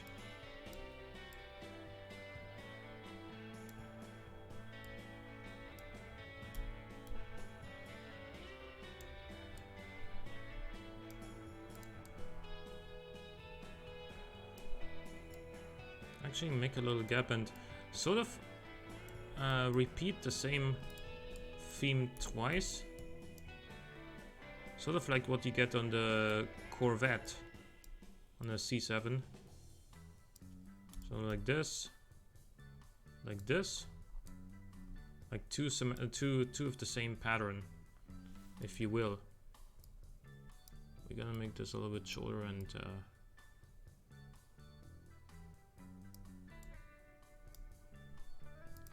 then delete this. Make sure it's a direct clone, of course.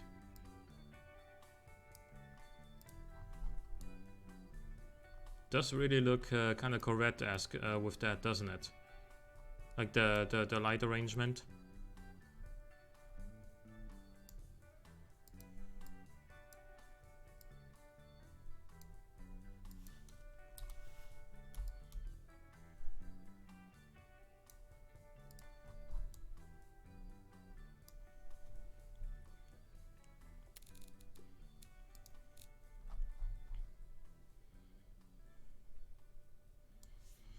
And then I guess some nice details we could do is put the reverse lights in here.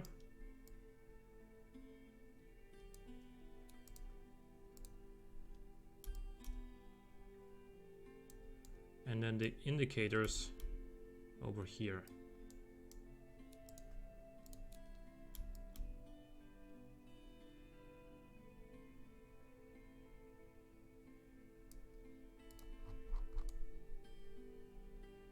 Yeah, I think I like that.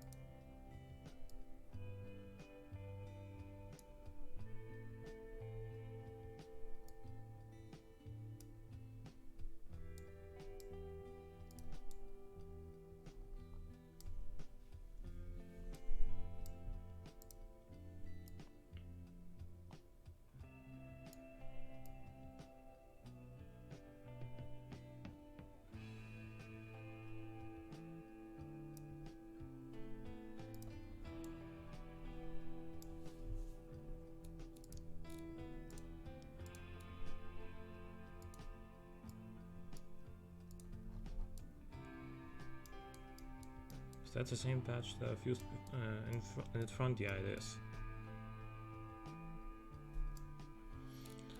I think I'm also gonna use some bumper bars back here.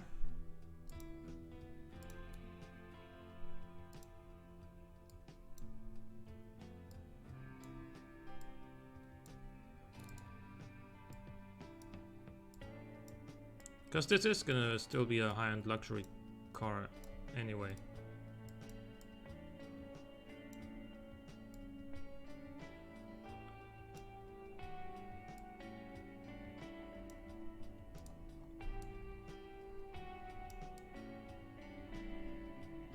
Yeah, I like that.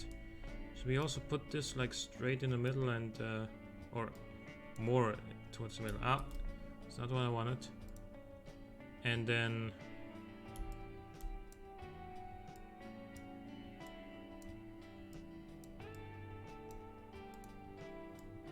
do something like that.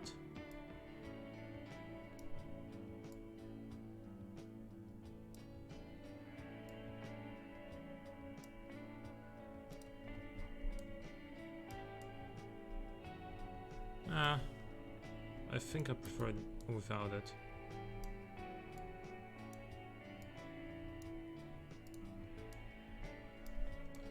Okay, now for the bottom part, or like for the bumper on this thing, I think I'm gonna go and do it relatively with a relatively simple design. Just a pretty big diffuser.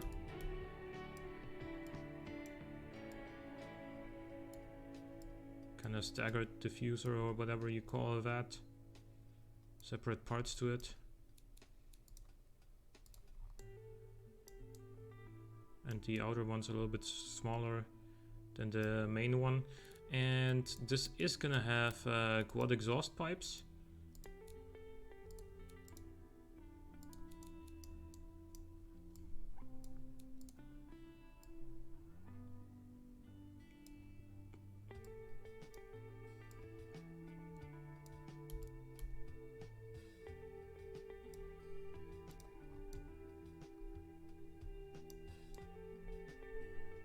It is also gonna have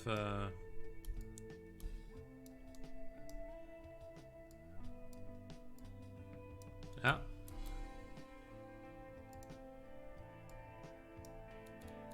It's also gonna have another third braking light bar right here.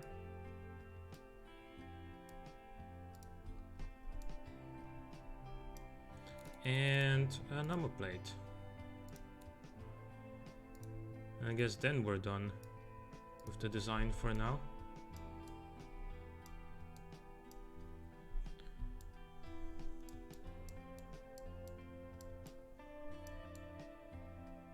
Front also looks sort of Jag-esque, doesn't it?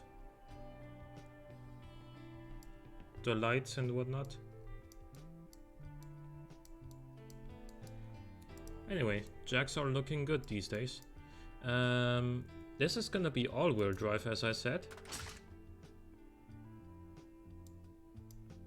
It's gonna have a 7-speed dual clutch transmission. It would have an 8-speed, but we don't have 8-speed dual clutches in the game at the moment.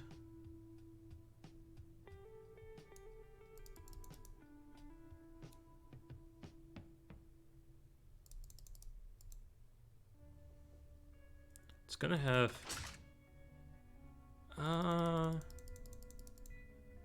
let's do 60 to 40 right now. Sport tires. We need wider arches still.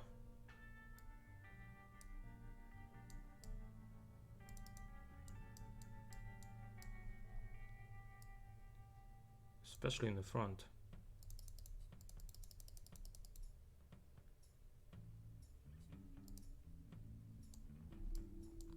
Then again, 285 should be fine in the front, shouldn't they?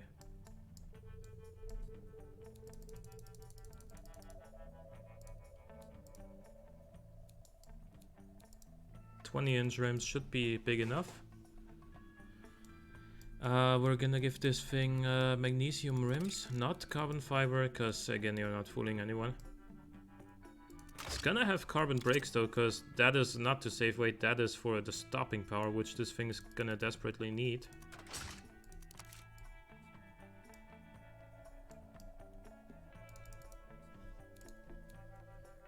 Fully clad under tray. We don't need active wing weight, don't really need any wing angles. 4 seats with a nice middle armrest. Luxury and luxury heads-up display. Let's do +5 for now. electric variable with launch control. There we go. Air suspension or active comfort? That's what I'm kind of thinking right now.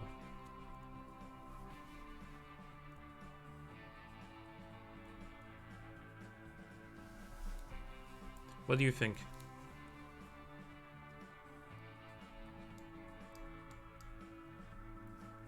Air or active comfort? I guess active comfort is probably better, right? It's more modern and... Oh look, we're doing really well here.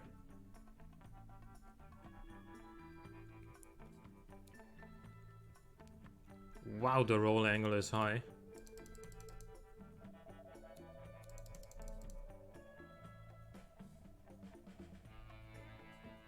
It's a little bit lower now. We do probably want to soften the dampers, right?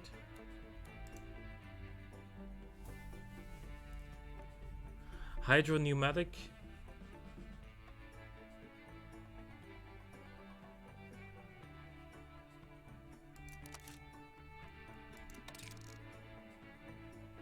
Okay.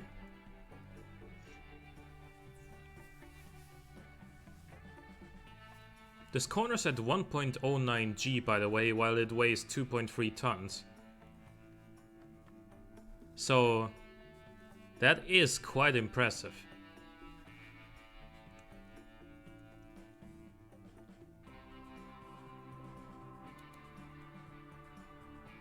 And mostly down to the tires. Let's see. Softer springs don't give us more comfort.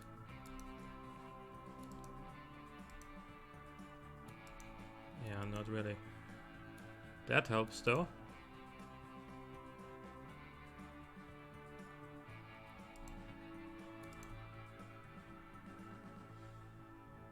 Let's keep it like this for now. 61.8 comfort should be enough. But it also does 360 kilometers an hour top speed, so that's... It will actually do more than that, won't it?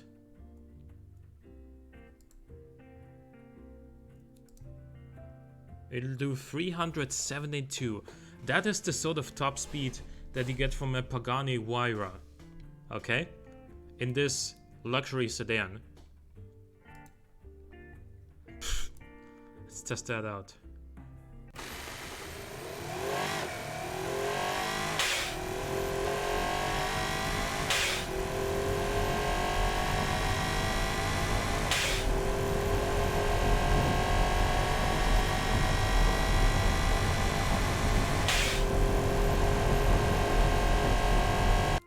Rookie numbers. I mean, this is a game, right? And I know I could make this car a lot faster if I wanted to. But we're also operating, at least somewhat operating, under the assumption that theoretically someone could make this car real. It would have its own niche for sure. Okay, that doesn't help. That's better.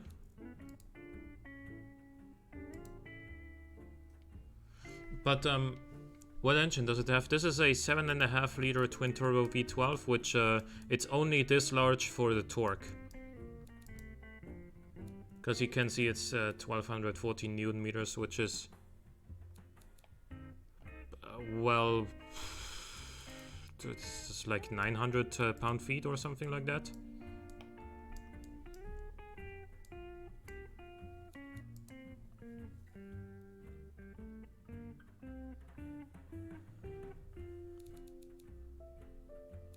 I would like to have the torque earlier though.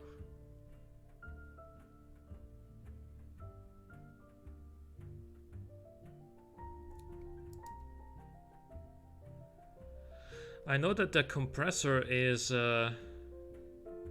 mostly what makes it so the torque comes in later, but 1 point lower compressor loses us 8 horsepower, so we would need to lower this by quite a bit in order to get the torque to kick in like here, but then we would lose a lot of power. Smaller turbine, yeah, but again we would lose. See, this doesn't really do that much for us.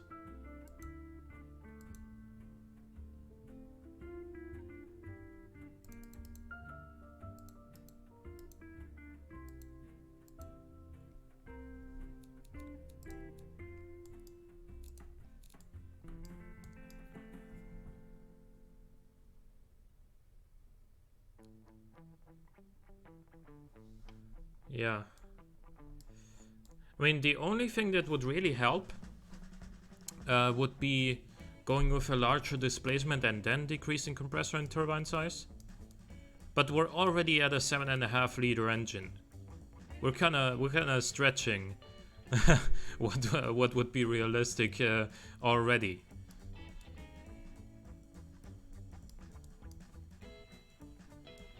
Anyway, let's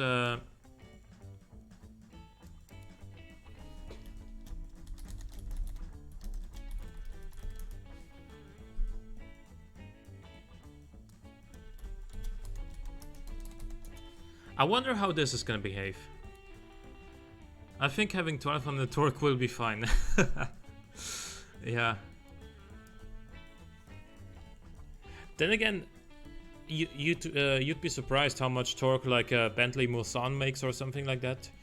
The Mulsanne makes how much torque? I think it's 1100 Newton meters.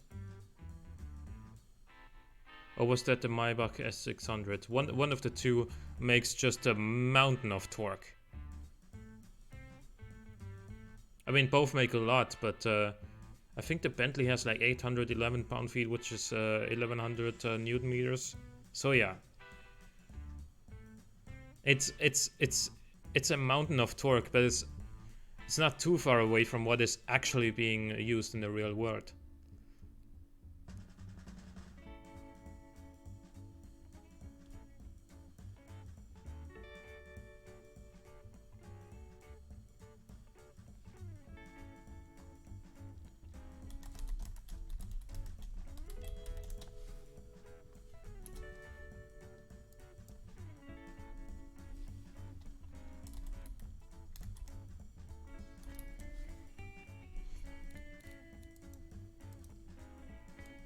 Okay, let's export this one and see what it's like. I found that heavy cars often handle a lot of power really well, not too twitchy in Beam. Yeah, hopefully.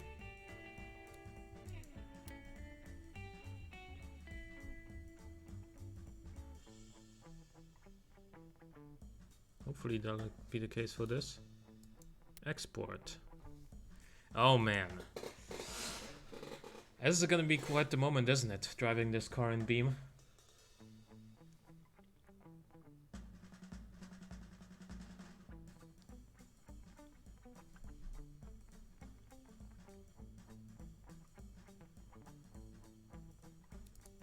Export finished. Alright, I'm gonna switch to this screen real quick while I'm switching games.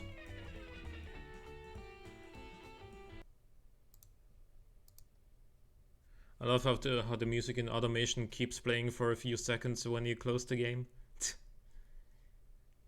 Like the game window is already gone and everything, the music's still playing for a second or two. Alright. Automation test track, starting line, of course. Yeah, that seems like a reasonable wing to put in a car.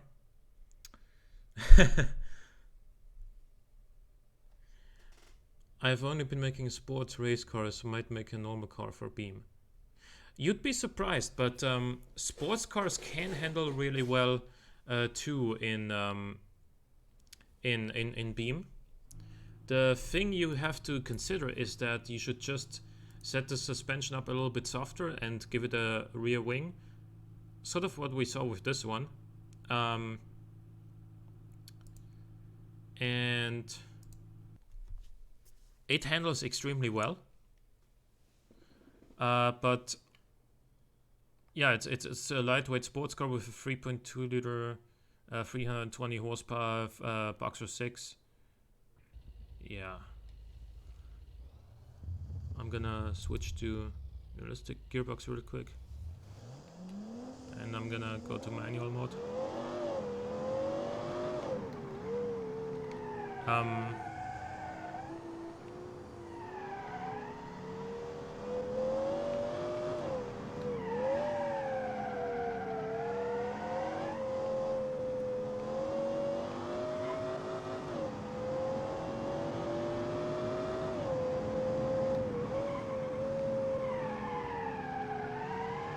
Now this isn't actually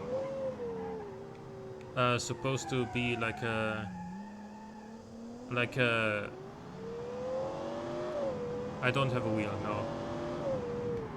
I have a controller though.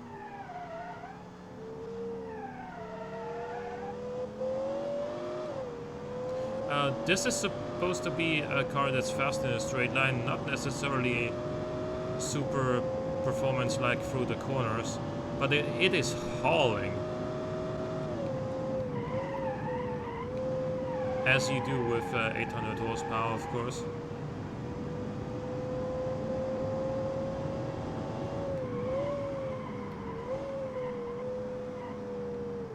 And the brakes are already fading, the carbon ceramic brakes, the massive carbon brakes.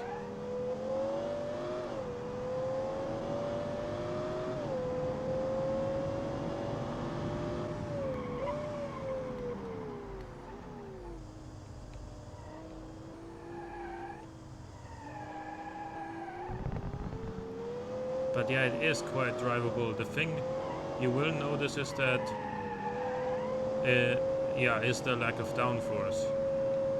Because this is only supposed to go fast in a straight line. Not really fast around the corners. And fast in a straight line it is.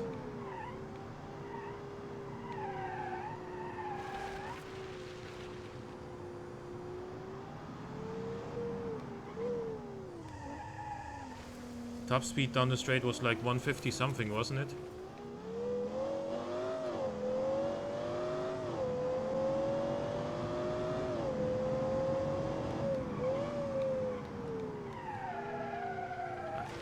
Yeah, understeer.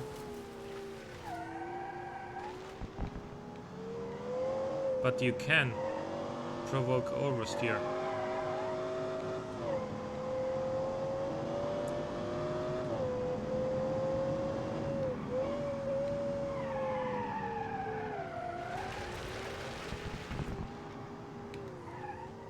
Let's try again. We're gonna be at the long straight in just a second.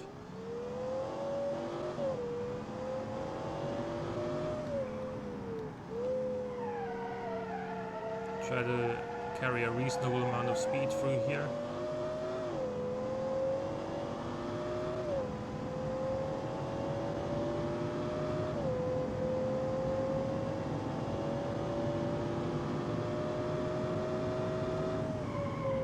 Nearly 160 right there. Oh man, yeah, it does not like cornering.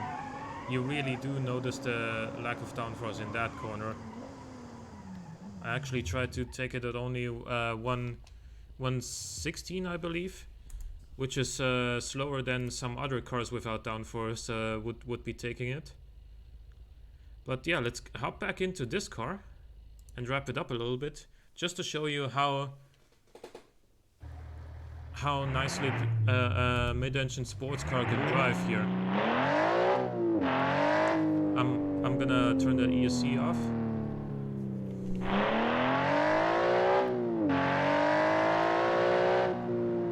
And now I'm gonna mess up, of course.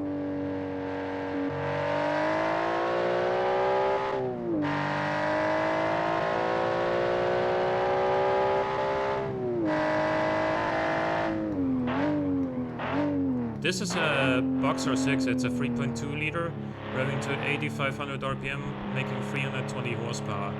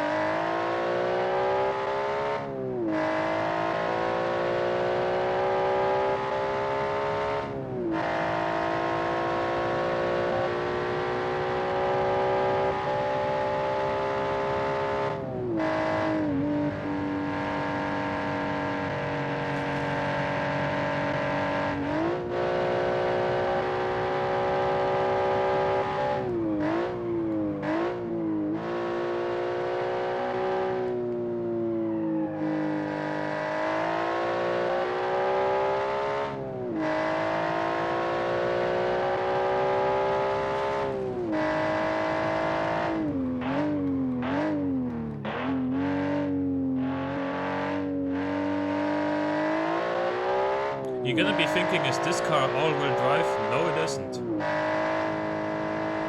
It's rear-wheel drive, mid-engined, and very eager to turn.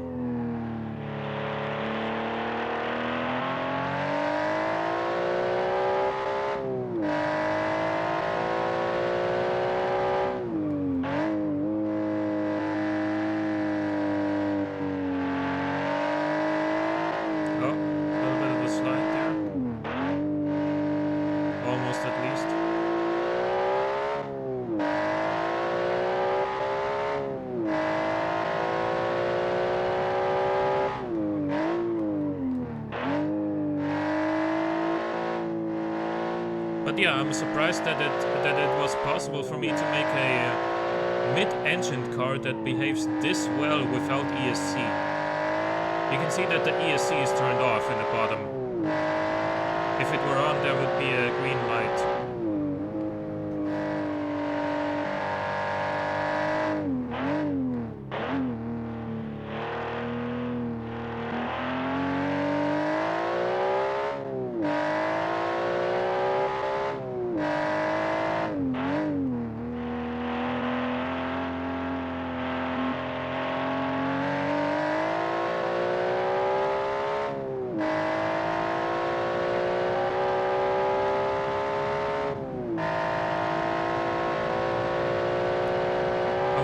Chat there, oh my god, that was my mistake.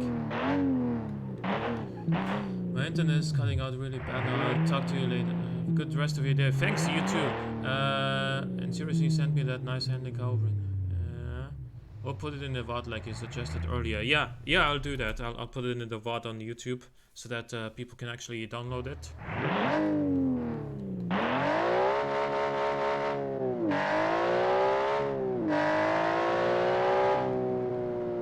Try it on the handling circuit. Good idea. The automation track handling circuit, you mean?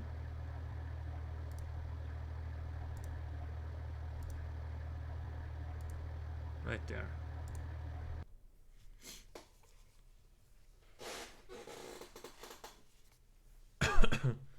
But yeah, that is like, this car is, I don't know. I did try to set it up well in automation, of course, as you do while playing automation.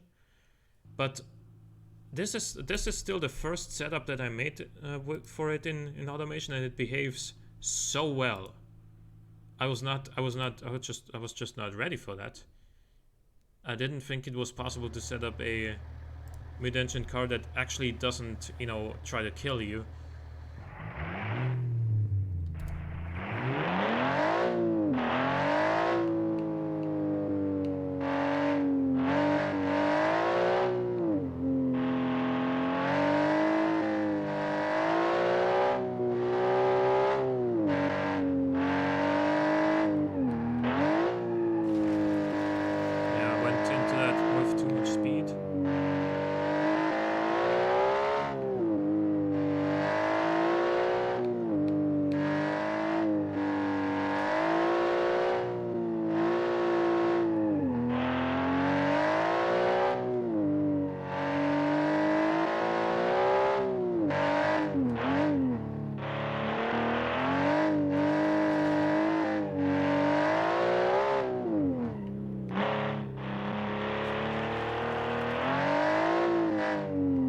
Oh, yeah.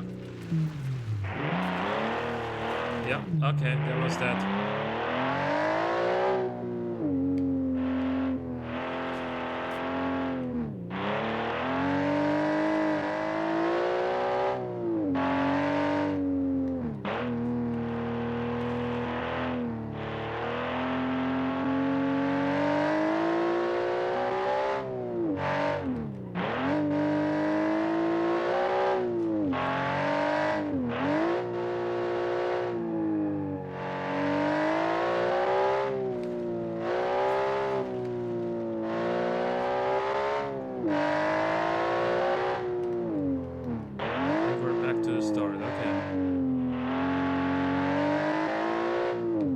So The VOD of this stream will be on YouTube tomorrow.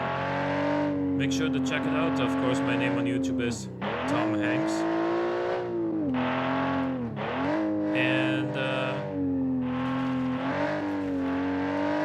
And I'll put the file to this car in the description below the video at least. And yeah, try it out for yourself. And yeah, I think that's